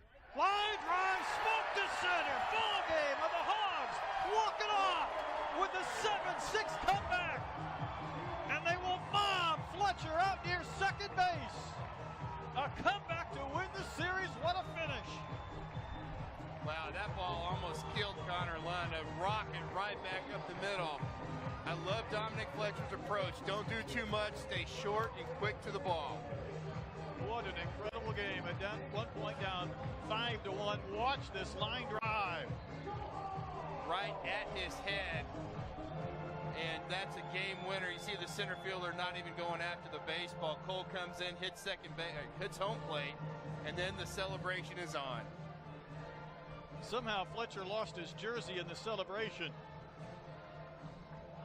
Hogs score 2 in the bottom of the 8th. Cole with the triple. Fletcher the pinch hit RBI single. And Arkansas had to scratch and claw to take 2 out of 3 in this series. And by the way, since they left 3 men in this inning, they left 13 men in 8 innings and still found a way to get the win. Well, sometimes you got to get a little bit lucky than good, and the decision to walk bases loaded might have been a tough one for Dan Hubbs, but the Hogs come through with a huge 2-game wins against the Trojans. Dominic Fletcher, the hero today. Rutledge, the win. Lund, the loss. Fletcher, of course, you would imagine, here's a kid who knows a few of these Trojans, the SoCal native. Playing against some of his buddies, there was a smile for one. Kent State will be here next Friday for a 4 o'clock Eastern time start. What a finish. Hawks win it 7-6. They are now 9-3 on the year. Dominic Fletcher, the hero. For Troy Eklund and our entire crew, I'm Brett Dolan, thanking you for watching. Once again, our final score, an 8-inning time limit final. Hogs will walk-off winner. A 7-6 victory over USC. So long, everyone.